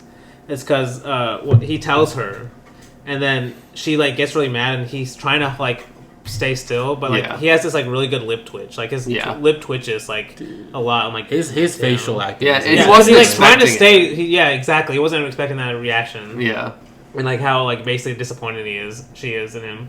And honestly, like to me, that could have been the moment where he changes his mind. Yeah, that's what I think. Yeah, honestly. No, it actually it does make sense where he like initially wanted. Yeah, I can see both sides honestly, but yeah, that's. Once again, that's the whole thing of that's why there's no cut to her finding out why, or no 5 years later or anything like that. It's like all that has to be left to your imagination, and there's no even resolution of. Oh, at least now he's had some realization or something. Like, at least this last scene. This is one of the best final scenes. It's so great. Oh my god! Both these movies, because this scene is the first scene you really see him like have really deep emotion. Yes, the whole time he's like going along with everything basically, and that's kind of what I'm saying. I mean, that at least compared to the scene I was talking about earlier when he tells her. He's trying to hide that deep emotion. Yes. And it comes out a little bit with the lip twitch, where it's really twitching, if you notice. But But yeah, this like you said, this is what Lisa. Man. This is where he kind of really all lets it out, and it's a sad scene. It's because, and this is where I was saying about Ozu being honest about death. It's not only physical death; it's death of he's just experienced the death of losing his daughter. Yeah, it's like it's like the skin on an apple. It's not specifically dead; it still exists, but it's torn away from the whole. Okay. Yeah, I like that. I got the symbol. No, I like that. No, because it is like it just feels so honest in terms of this is really when you're scared of losing someone. This is the moment you're scared of. Yeah. Right. The moment of it's like. It's not really even the funeral, right? Because there's other people there. It's really when you come home and then you're alone, and that's when it really hits. Yes, and Ozu shows us that moment. Really, honestly, maybe for the first time in the movie, a character showing this kind of emotion alone. First time in a movie in general? No, in this movie. Oh, okay. I'm trying to think. Because there's always some kind of, their characters trying to hide a little bit, Yeah. But it does feel like this is where he lets it really all out, At least in Ozu's way, where it's still restrained, but at least for Ozu, it's like melodramatic. Well, I'm pretty sure he also says the same line basically in this movie and in Tokyo Story. I don't remember which line it is. I don't remember if it's like the days are about to get a lot longer, or the days are going to feel a lot longer now, or if it's like some other line. But he says the exact same line in this one and Tokyo Story. I know are you talking about the endings? Yes. Well, the endings are the same. The ending of Tokyo Story is that the woman, old lady, yeah, the other old lady's like, "Oh, you're about to be lonely now," Yeah. and he's just like, "Yeah, I am." Yeah, but there's there's some sort of thing in this movie also where he says the exact same line. I should have written it down whenever I was watching Tokyo Story, but I forgot about it. So he does say something about to his friend to the friend that he's talking to the bar where she's like, "You're gonna be so lonely now." And he's like, "I'll get used to it." That's what it is. That's what it is. Yeah. That's the line because like the lady comes up to him in the Tokyo Story and says, "You're about to be real lonely." He's like, "I'll get used to it." Yeah. And it's just it's so sad, but it's so real though because you'll get used to it eventually. It's gonna suck. But... No, but that's the whole point though. Yeah. Like, no. Yeah, no. Yeah, no. That's all I can say. But because and that is really how this movie ends. Is you'll have to get used to it. Life moves on, and you're gonna have to Basically, that's what new is in a lot of ways. Is you have to the death of the old. That's how the new is born. So, and it does. We get the last shots of the waves. I think we see them one other time. I don't remember when. I think it's the vacation. When they go on vacation, we see some waves because it cuts to the same waves at the end, and then that's when the music it just goes out with the music. But yeah, that's Late Spring. Honestly, one of my all-time favorites. Mine too, for sure. Yeah. Fantastic movie. But yeah, we'll go to Tokyo Story. Do you think this deserves to be the Ozu movie? The greatest movie of all time, Ozu movie? Okay, it's hard to like. Okay, yes. When you phrase it like that, most Ozu movies could be the same though. Yeah, sure. I mean, I'm cool with like. There's a good. It's part of like the. I have to be honest. I'm not cool with it. It's part of like the 3 or 4 I would be fine with. I'd be cool with any. See, that's a better way to put it. And I would still be like, this would not be one of my 3 or 4. I don't think. Okay, that's fair. But yeah, that's what because Tokyo Story is definitely one of my favorite Ozus. Yes, me too. Yeah. Okay, I still really like it. Like it. It's too straightforward for me. That's how life is a lot of times, man. No, it is. It's not a bad thing. But Ozu, Ozu is not a straightforward director. That's what I'm trying to say. He's way more. Also, I feel like this one is like specifically. What do you mean by straightforward? I think the message of it is way more straightforward. What's the message? At least on the surface, at least why I think it's. I feel like it's popular. Also very didactic in terms of just telling you upright of generational disconnect, generational disconnect of the city, and also the parents that are they don't understand the modern Tokyo, and then also but the bigger just more emotional feeling of appreciating your parents before it's too late. Honestly, I feel like that's a big part of that is because this is like probably the most relatable to us, at least, that Ozu's ever been. Yes.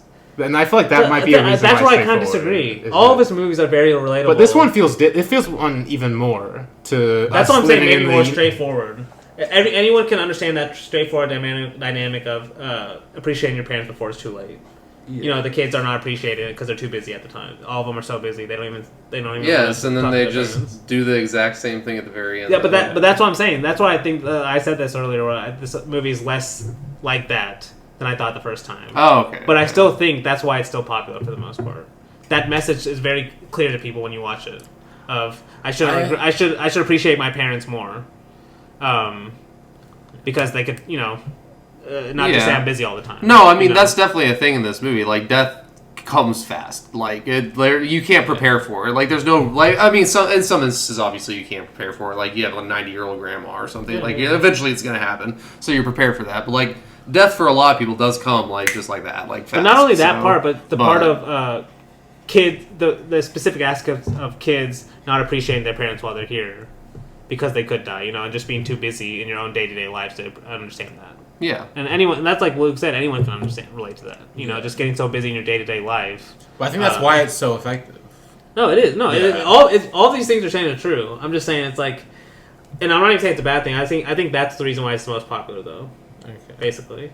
Because even Ozu himself, he said, this is one of my most melodramatic pictures, talking about Tokyo Story.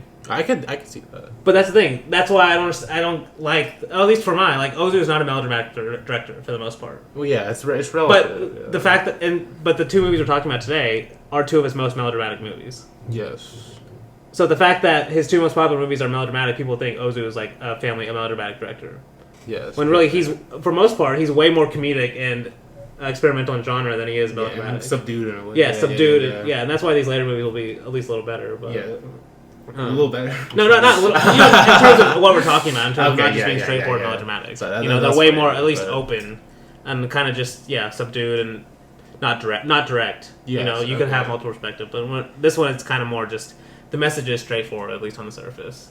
But like Blake's been saying, we'll get to the end where I don't think it's as straightforward as maybe. Well, I don't even think it's just that. I just think it's it's saying a lot throughout the whole movie about the new world or especially since this is only this isn't fucking 7 years after World War II. It's basically him saying old Japanese people can't keep up with new life. That's very obviously on the surface of this. They literally say that on the vacation. Yes, they literally say that on vacation. But then you just think about we saw.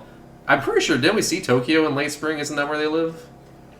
Because they ride because we see shots of Tokyo, and then just 3 fucking years later, we see how fucking huge Tokyo's gotten. That's true. Yeah. That's why I love watching these movies back to back, honestly, because you see how Tokyo's changed just so fucking fast, and that's why this movie. I love this movie, man. I really think Tokyo Story deserves to be definitely in the top 3 or 4 in my opinion. But do you think it's better than Late Spring? For now, yes. No, I think they're both on the same level. I think they're both on the same level. So. Okay. So I just want to make that.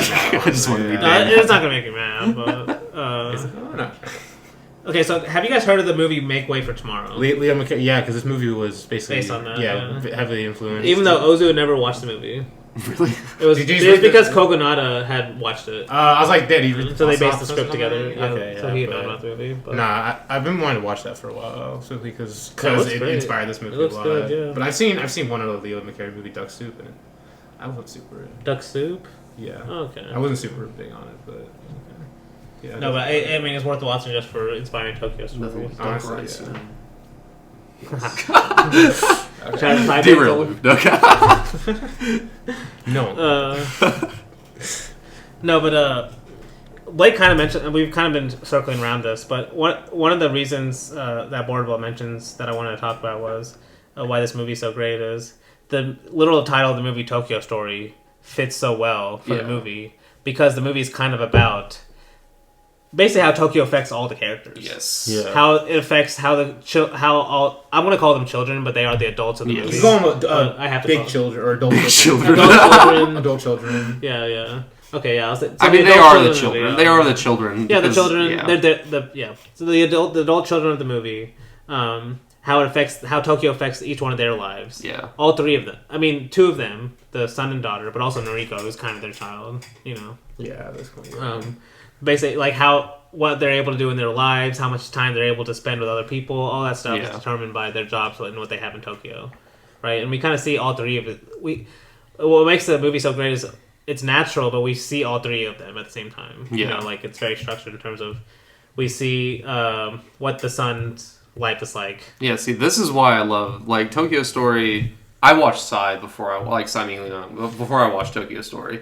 But watching Tokyo Story after watching Simon Leung, you can obviously tell a lot of Taiwanese directors took from Ozu specifically. But I love Ozu's like how he does what you're saying, like how the city affects the people. Like like that's all he does basically in his movies. Is how do these giant cities affect individual people inside of them?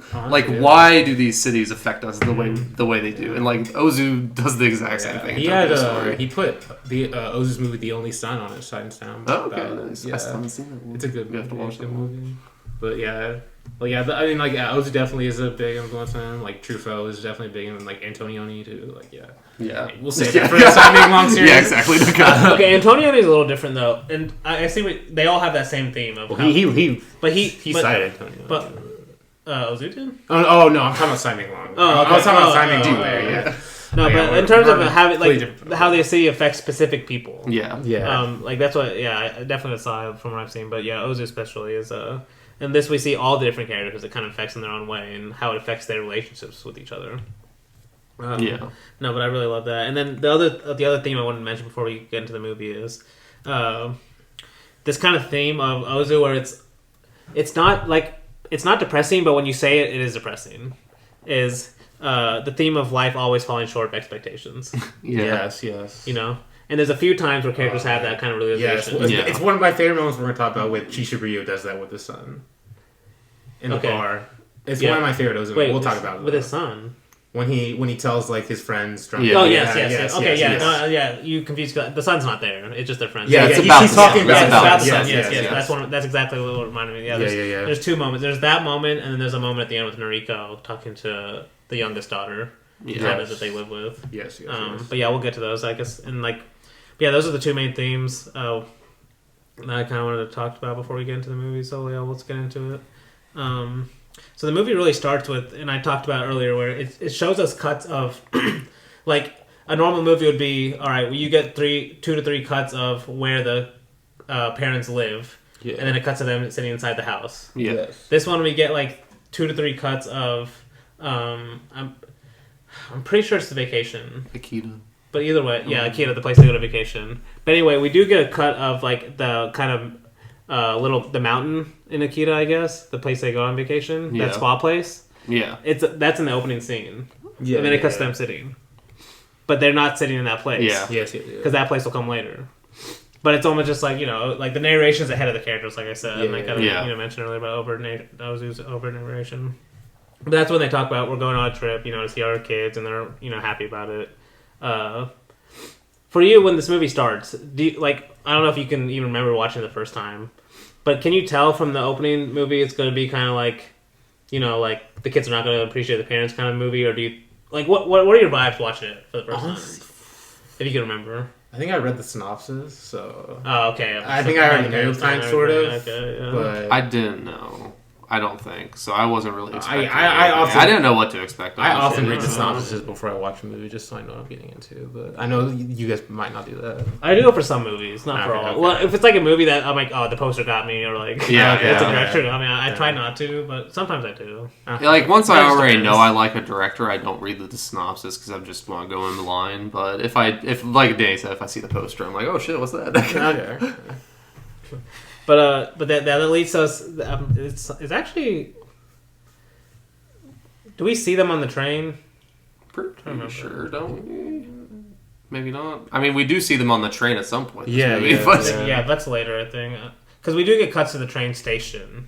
I don't know if we do, because I think actually we don't. I think he does cut to the train station, but then he cuts to.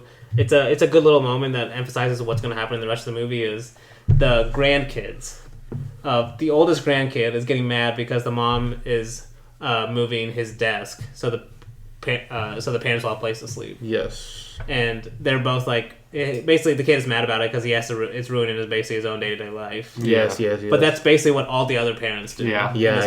And it's kind of just he's like just showing that he's just another example of that. Yeah, because in a way the grandparents are the table basically. Well, because moving it just. getting mad and moving it basically. Well, I mean, here in America, especially here in America, how we always hear about people talk about their in-laws. It's like, oh shit, the in-laws are coming again. Like, No. I mean, not only that, but just maybe a little more depressing level is how people treat their old parents, or just older people in general. Yeah. You know, like they don't feel a responsibility towards them or anything. Yeah. You know, it's like, in a lot of cases anyway. It's not always true anything.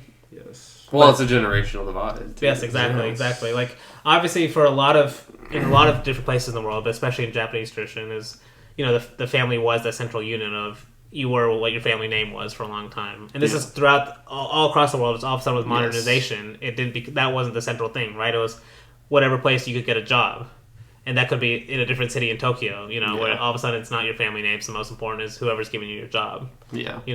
And that's. It kind of creates this divide between the old and the new, where it's like these parents probably do need their kids to take care of them, but they can't, it's like they're too far away from each other. Like the parents can't survive in Tokyo. They even say that, right? They're like, they just can't wait to get back home. Yeah. But the kids can't go back to their hometown anyway. Yes. So it's like, it's almost, and this is what makes Ozu's movie special, is like, in some ways they're almost about movies that are like too late. Like, there are realizations, but there's nothing the characters can do to stop them. In terms of like, maybe like a better, like a more happy movie would be like, oh, so now the parents moved in with the kids and they found a happy resolution. Or something. Life always falls short of expectations, as you said. So. Exactly. But do you think this movie, maybe just in general, do you think this movie does it show? Because what I love about Ozu is, yes, he has that theme a lot, but he also shows the opposite side too. Is once you realize that life falls short of expectations, there's still a lot of great moments in it. Even just great shots, great landscapes. Definitely. Great, like she says. Yes, there's still the great vacations you have. For sure, that's in this movie. What examples come to your mind? The mother dies. Chishiuryu literally is outside whenever his other son shows up, looking at the harbor, and Noriko goes out and asks, "What are you doing?" He's like, "It's a beautiful sunrise, isn't it?" Yeah. Damn. Like, it's such a good scene, man. Usually I'm crying too much. Dude, I am. Oh man, like, basically, once the mom dies, I'm like tears until they become bitches again. Both these movies make me cry. Honestly. Oh, dude, that moment. I mean, now that we're just talking about it, but that moment of fuck it, the bucket litter, because that moment of when because the son is a doctor, so when the son kind of just says, yeah, she's not gonna make it, it's over, because the whole time we've been getting hints throughout watching this time. I noticed we've been getting hints throughout the movie of she's sick, like she like faints. When they're on the vacation. Yeah. And he just says something like, oh, it's because you've been traveling too much, you'll be fine. Yeah. And there's like a couple other moments where like there's been hints of, she's probably not doing well. But then when the son finally tells them she's going to die, and Shishiru finally comes to accept it, he still has like this measured, like he's still trying to stay calm, but his eyes get really big, like in shock. Like, he's in shock. He's definitely in shock. But it's like they're still kind of like the calm. It's both. Like he's in shock, but he's still trying to stay really calm because he just goes back to the body and just sits down. Well, he's in shock, saying the same thing. What does he say? He says, "I see it's happening now," or something, or like it's gonna happen now, or something. Okay, it's actually happening. It's that acceptance, though. Yeah, right? He's accepting it, but it's like he's so shocked. He's basically just saying like, "I see." No, and that's the thing. Like, because Ozu's characters are so measured and like. I said last week about the Imamura quote about kind of being puppets, or they could be accused of, is when they do have these moments of emotional outbursts, you could say. Yeah. They just hit so much more. Like just watching Ozu's eyes like get like Ryu's eyes. Yeah. Freudian slip. Freudian slip. But yeah, watching Ryu's eyes get really huge. It just like it hits all the more because you're not used to that. It just stands out. Well, I'm like the one that seeing Shishiuryu do that always gets me. And then whenever the son shows up too late, and then he doesn't even start crying, but you just see his like Adam's apple bob up and down. Fucking gets me every time. I'm just like, God damn. Yeah, because he's like, damn, I could have took the earlier train. Yeah, taken the earlier train. I mean, because Borwell kind of points this out how, and I'll just mention this now, how all the children. Relate to the parents basically in their own way. So the oldest son and the oldest daughter who live in Tokyo, they're kind of like the ones that are basically too much busy in their day-to-day lives to kind of see this understanding of basically being able to appreciate the mother there while she's still there. They're too busy. Noriko is on the other side. And, she is kind of goes into what I was saying earlier about this whole concept of death that I appreciate in Ozu is Noriko is the one that kind of understands what death is. Yeah. Because she's experienced exactly. So she kind of has that understanding where the other characters really don't seem to have that understanding. And that's why she feels the most kind of connected to the mother. And they have some great scenes that, we'll probably get to at some point. At some point. When they talk together. Yeah. And it's kind of, that's why they have the most connection, even though they're not blood relatives, right? As she kind of has that understanding already. But then, Bordeaux also says that the other son that's late for this... what is his name? Kaze? No. Kazuo? No, I have it somewhere. Something. Kaizo. Yeah, when Kaizo comes, he sees Kaizo as like kind of in between both of them. Where he has he almost has these realizations. He has a couple quotes where he says something like, "You should appreciate your parents before they're in the grave," or something like that. Well, that's his friend. His friend at work says that. Yeah, but he re-says it. Yeah. Later after she dies. But like I said, it's too late. Yeah. So where he's kind of in between where... So it's almost like a spectrum if you think about it, because it's like, I think we should just talk about this ending too, because I'm already on the track anyway. So, because when the son finds out, he gets the call. Yeah. And you think he's gonna be really sad, and he kind of is sad for the first time. And and this is like where there's moments of comedy in Ozu where you can take it as comedy if you're not too attached to what's happening. Yeah. He takes the call, and he think he's sad. He goes and stands outside, like looking out the door, like he's sad.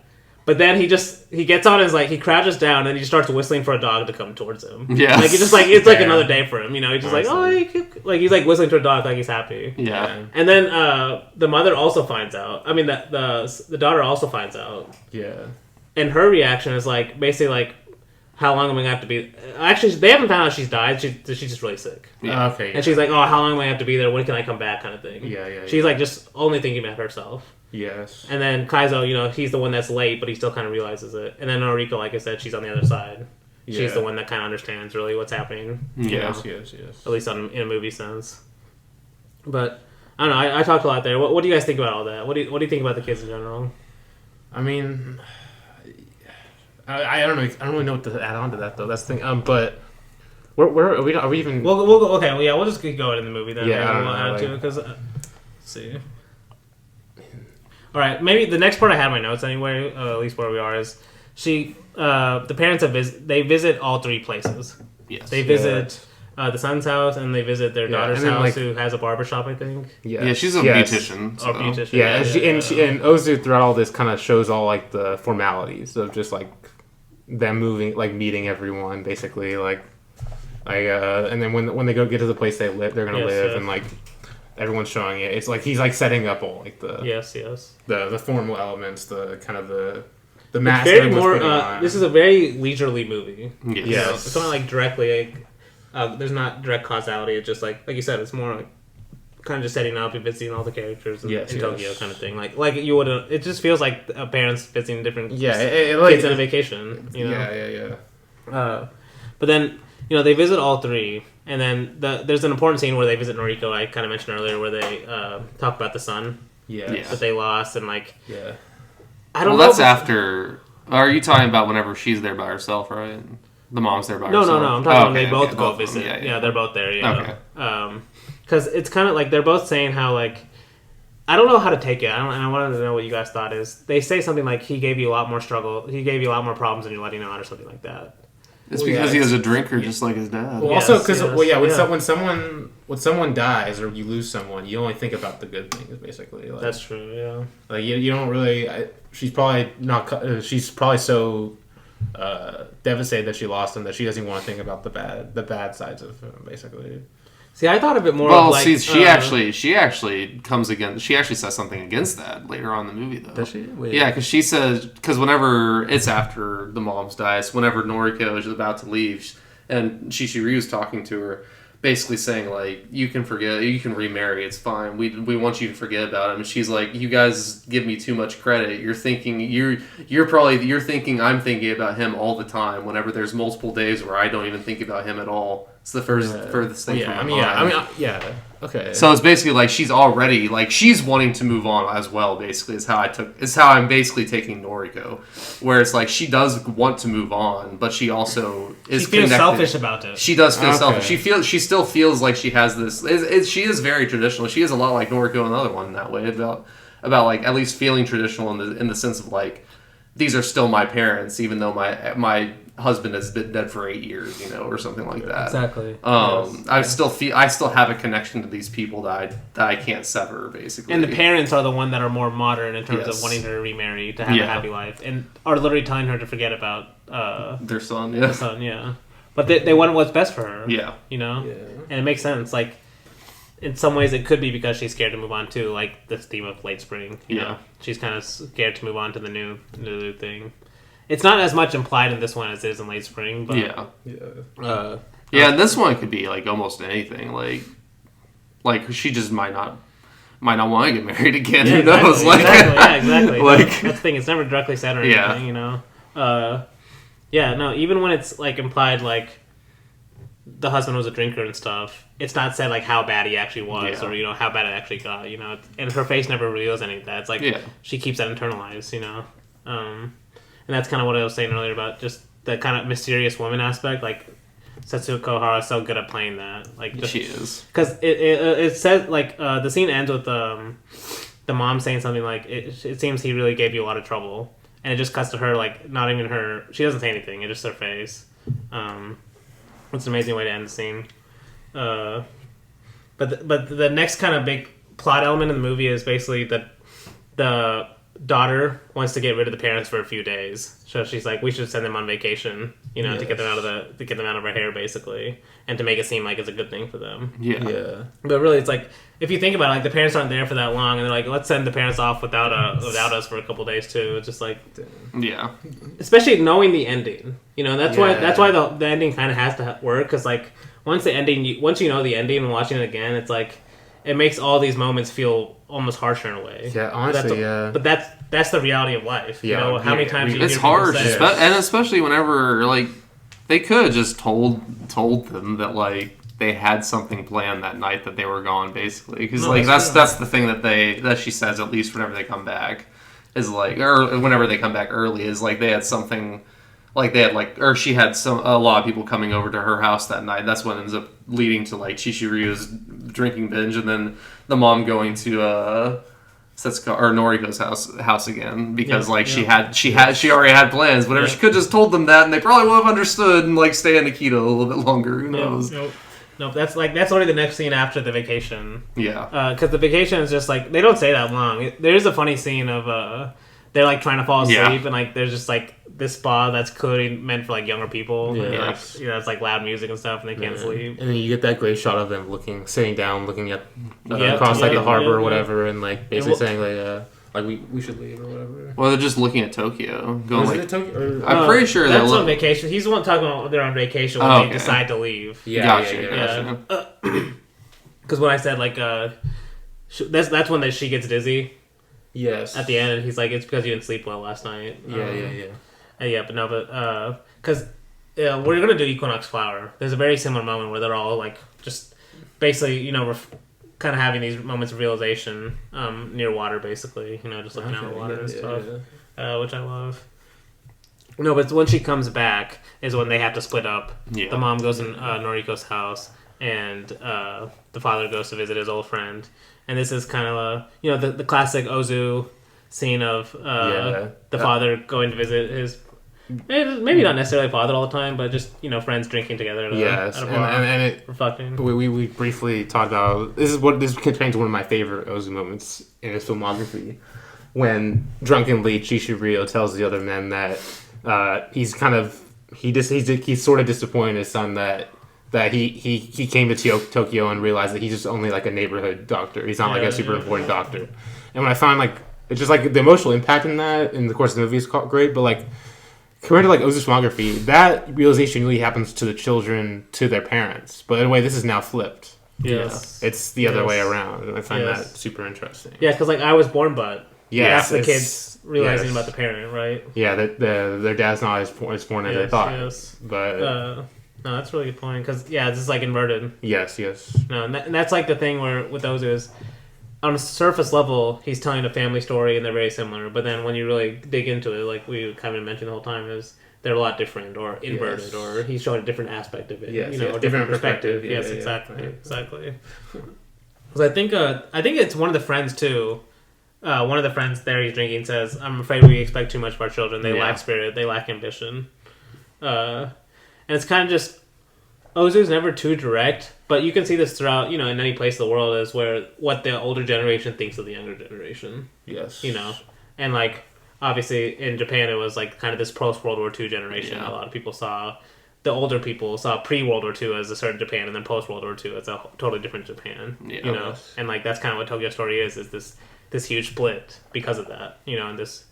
Like Blake said, even the change in Tokyo, and I think this is 4 years apart. I think it's 3 or 4 years. Yeah, 3 or 4. But but like you said, like even those 4 years, just how different it changed from someone who is old, like as the parents, just can't keep up almost. At least from their perspective, they see it like that. Because before they split up, they're looking at Tokyo, and Chihiro just goes like, "Tokyo's so big, isn't it?" And then the mom's like, "Yeah, if we lost each other here, we'd never be able to find each other again." Yeah, no, exactly, dude. And that's what I'm saying. Like the mother is almost more aware of this. She's the most aware character of this. Almost like what's going to happen in the end, because she says that like she knows what it means, even in the movie's sake. Honestly, it's not just kind of Tokyo's foreshadowing in a way. Yes, like, exactly. No, and she, like Blake mentioned at the beginning too, about her pointing out at the train station when they're about to leave is. You don't have to visit us. Yeah. If anything happens, you don't have to come visit. Exactly. Like the mother already has this kind of idea in her head.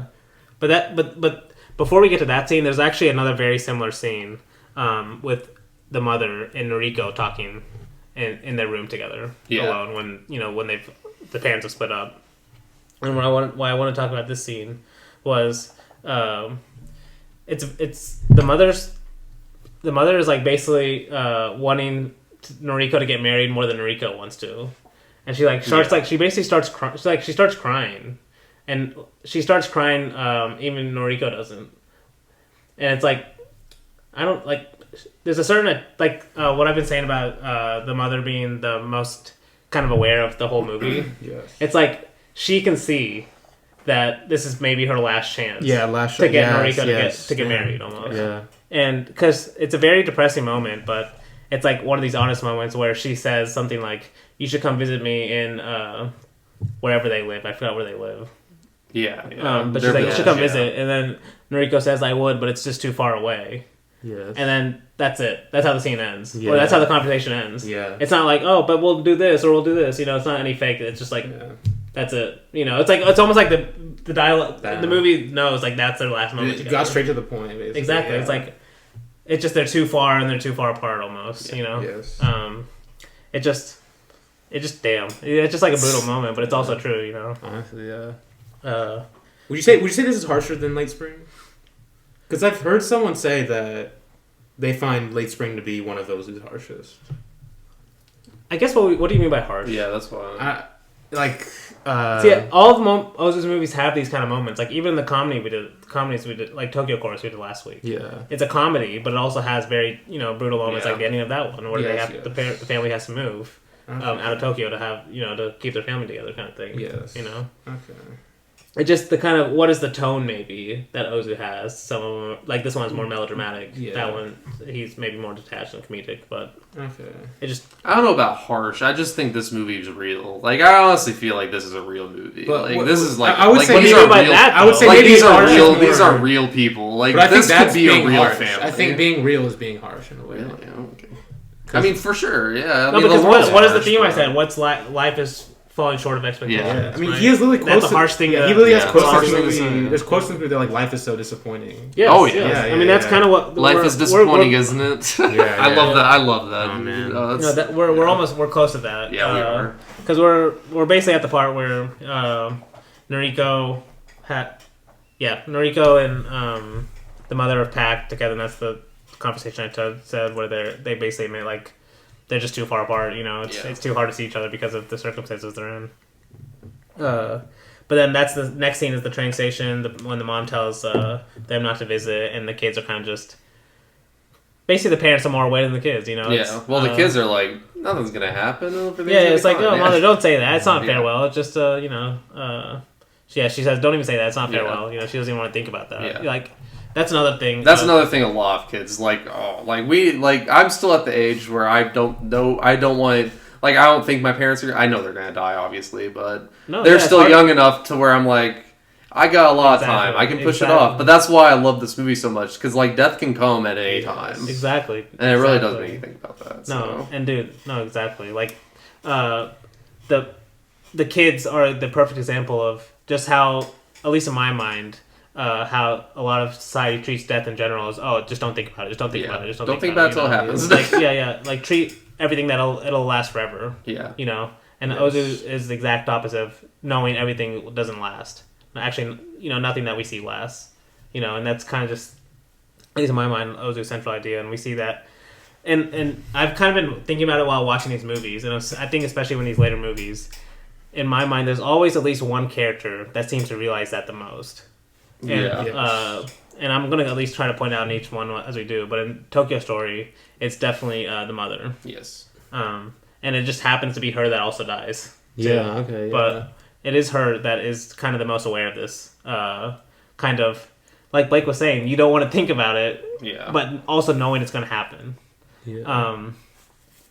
But, yeah, so basically the parents leave, and it's funny because it's implied that they see Kaizo on the way to Tokyo. Yeah. But we never see They stop by, yeah. And so, but then the way it cuts to them seeing Kaizo on the way back is we see him in his office for the first time. Yeah. And he says something like, I've been taking care of my mom for 2 days. She's been sick.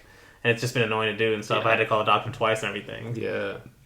Once again, another kid just like not realizing what's happening. But that's what we mentioned earlier, where the friend says something like, what's the quote? It's something like, you can't take your... Be a good son to your parents now. Or serve your parents well now because you can't serve them well from whenever they're in the grave or something like that. Yeah. Or be a good son now because you can't serve them well whenever they're in the grave. Something like that. I wrote it down. And wait. So this is the son doesn't live in Tokyo, right? No, he doesn't. He lives in Tokyo. He lives outside. Because I wonder if Ozu's kind of also saying with this, like, it isn't Tokyo that's responsible for this. It's just life. Yes. Yes. It's both though. Yeah, but life in this context is Tokyo. Yeah.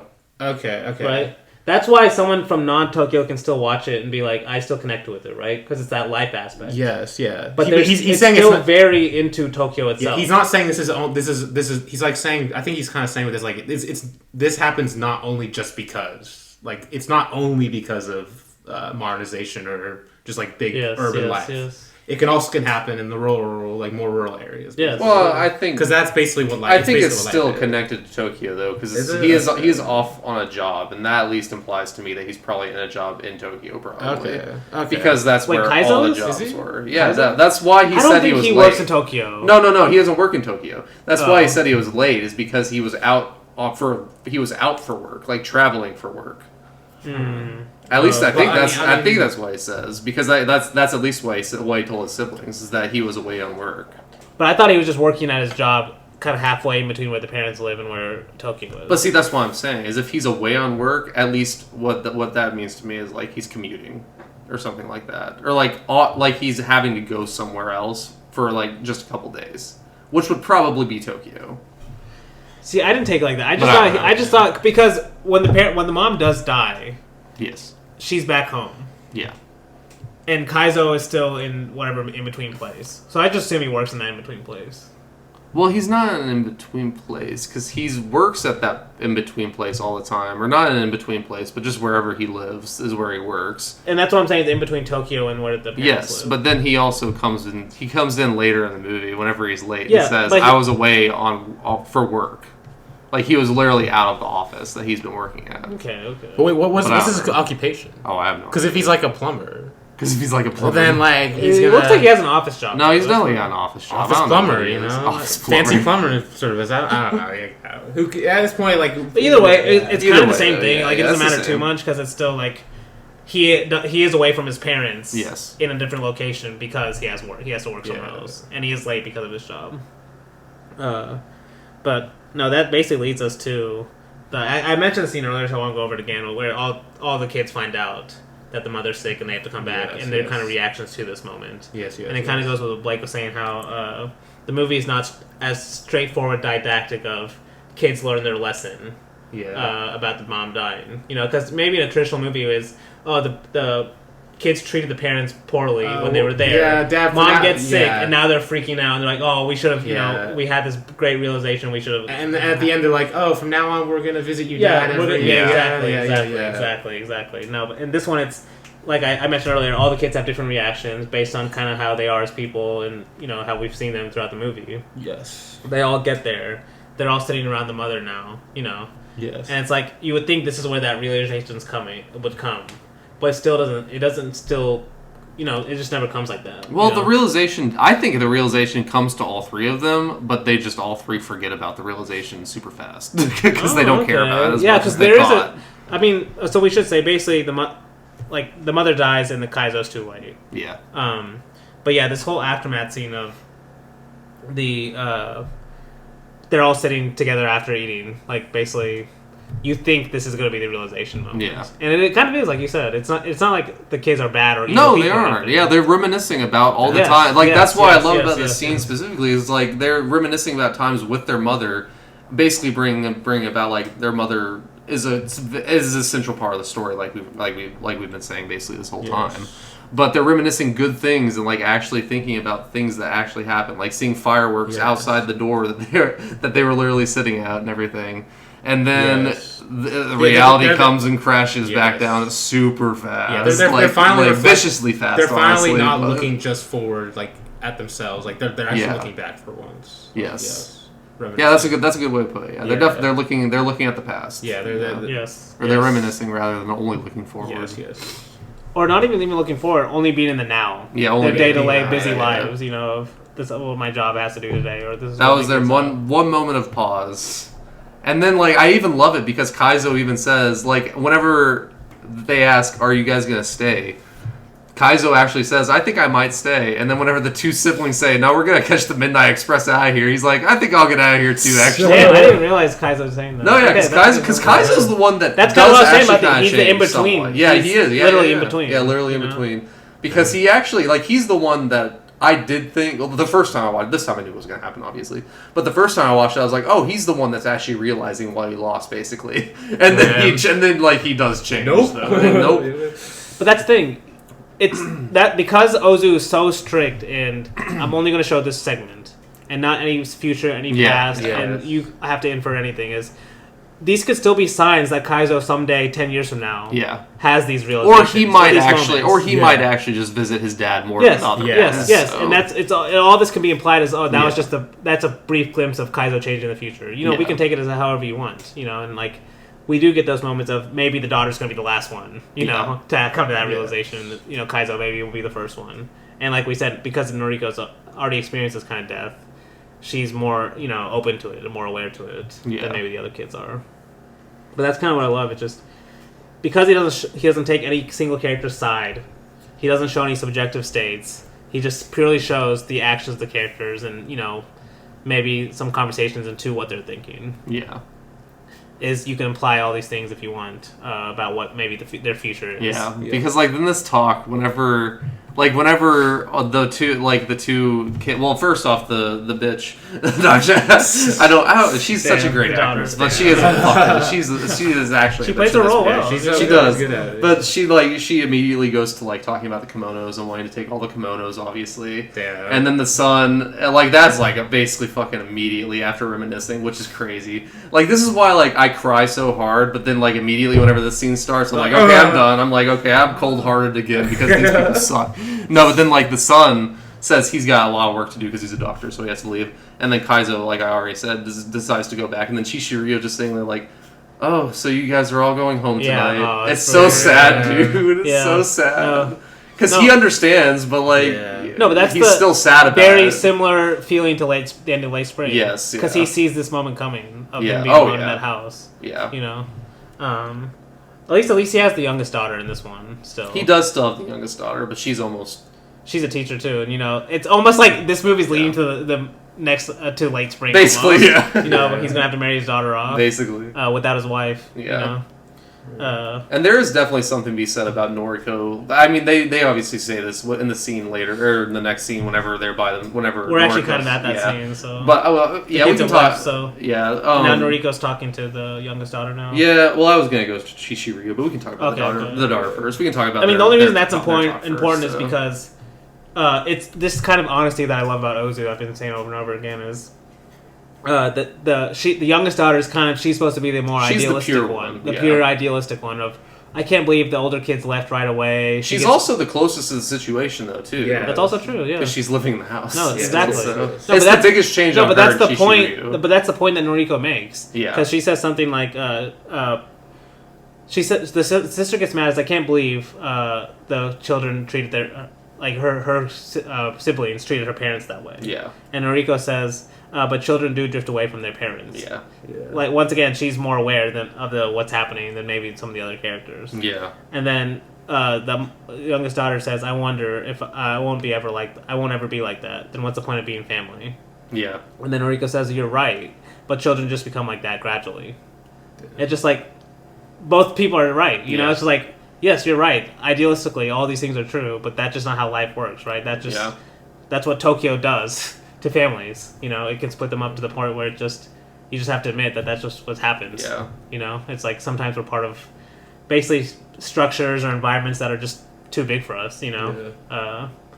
Yeah, and this is the classic quote of "Life is disappointing." Yep. Yes, it is. Oh my Yep, God. and that's it, right? That's the moment of maybe in a more traditional Hollywood movie, it would be life is disappointing, and the person would say, "Yes, but look at the flowers or whatever." But she's just like, "Yep, it is." Yeah, no, it is. They right? accept it, yeah. Yes. Yeah. And then it keeps going on, right? Actually, we should talk about. No, she yeah, does have talk to Ryu. Yeah, because too, like yes. what I was gonna say on this is like Ozu's definitely saying something about the family part because like especially whenever the youngest daughter said that about that's not what family is basically is like if you're a family you need to like basically stick together no matter what and that's like what Shishiryu is like you're to Noriko he says you're the one that's like like looked out for us the most basically like you've cared for us the most and you're not even a blood relative. Yeah. And it's because she understands what's happening. Like she understands basically like what death is. Mm-hmm. Whereas like maybe like and that's why I honestly think that's why the older kids, at least the two oldest that don't seem as affected by their mom's death, seem like even colder almost because like Noriko understood after her husband died, basically. At least that's what But it feels like. eight, it implies. like I said with Kaizo, yeah, it's been 8 it has years, been 8 years. Yeah, right? Yeah, that's true. Yeah. That's true. And for them, it's like maybe Yeah, these because kids will only realize years later. maybe they will realize it later. We don't and that's know, what we can yeah. hope. Yeah, that's what we're hoping. But Yeah. and I think at least with Kaizo, we get some signs. Yeah, at least with Kaizo, and maybe we with get all of some them if you go signs. back and watch them more. Yeah.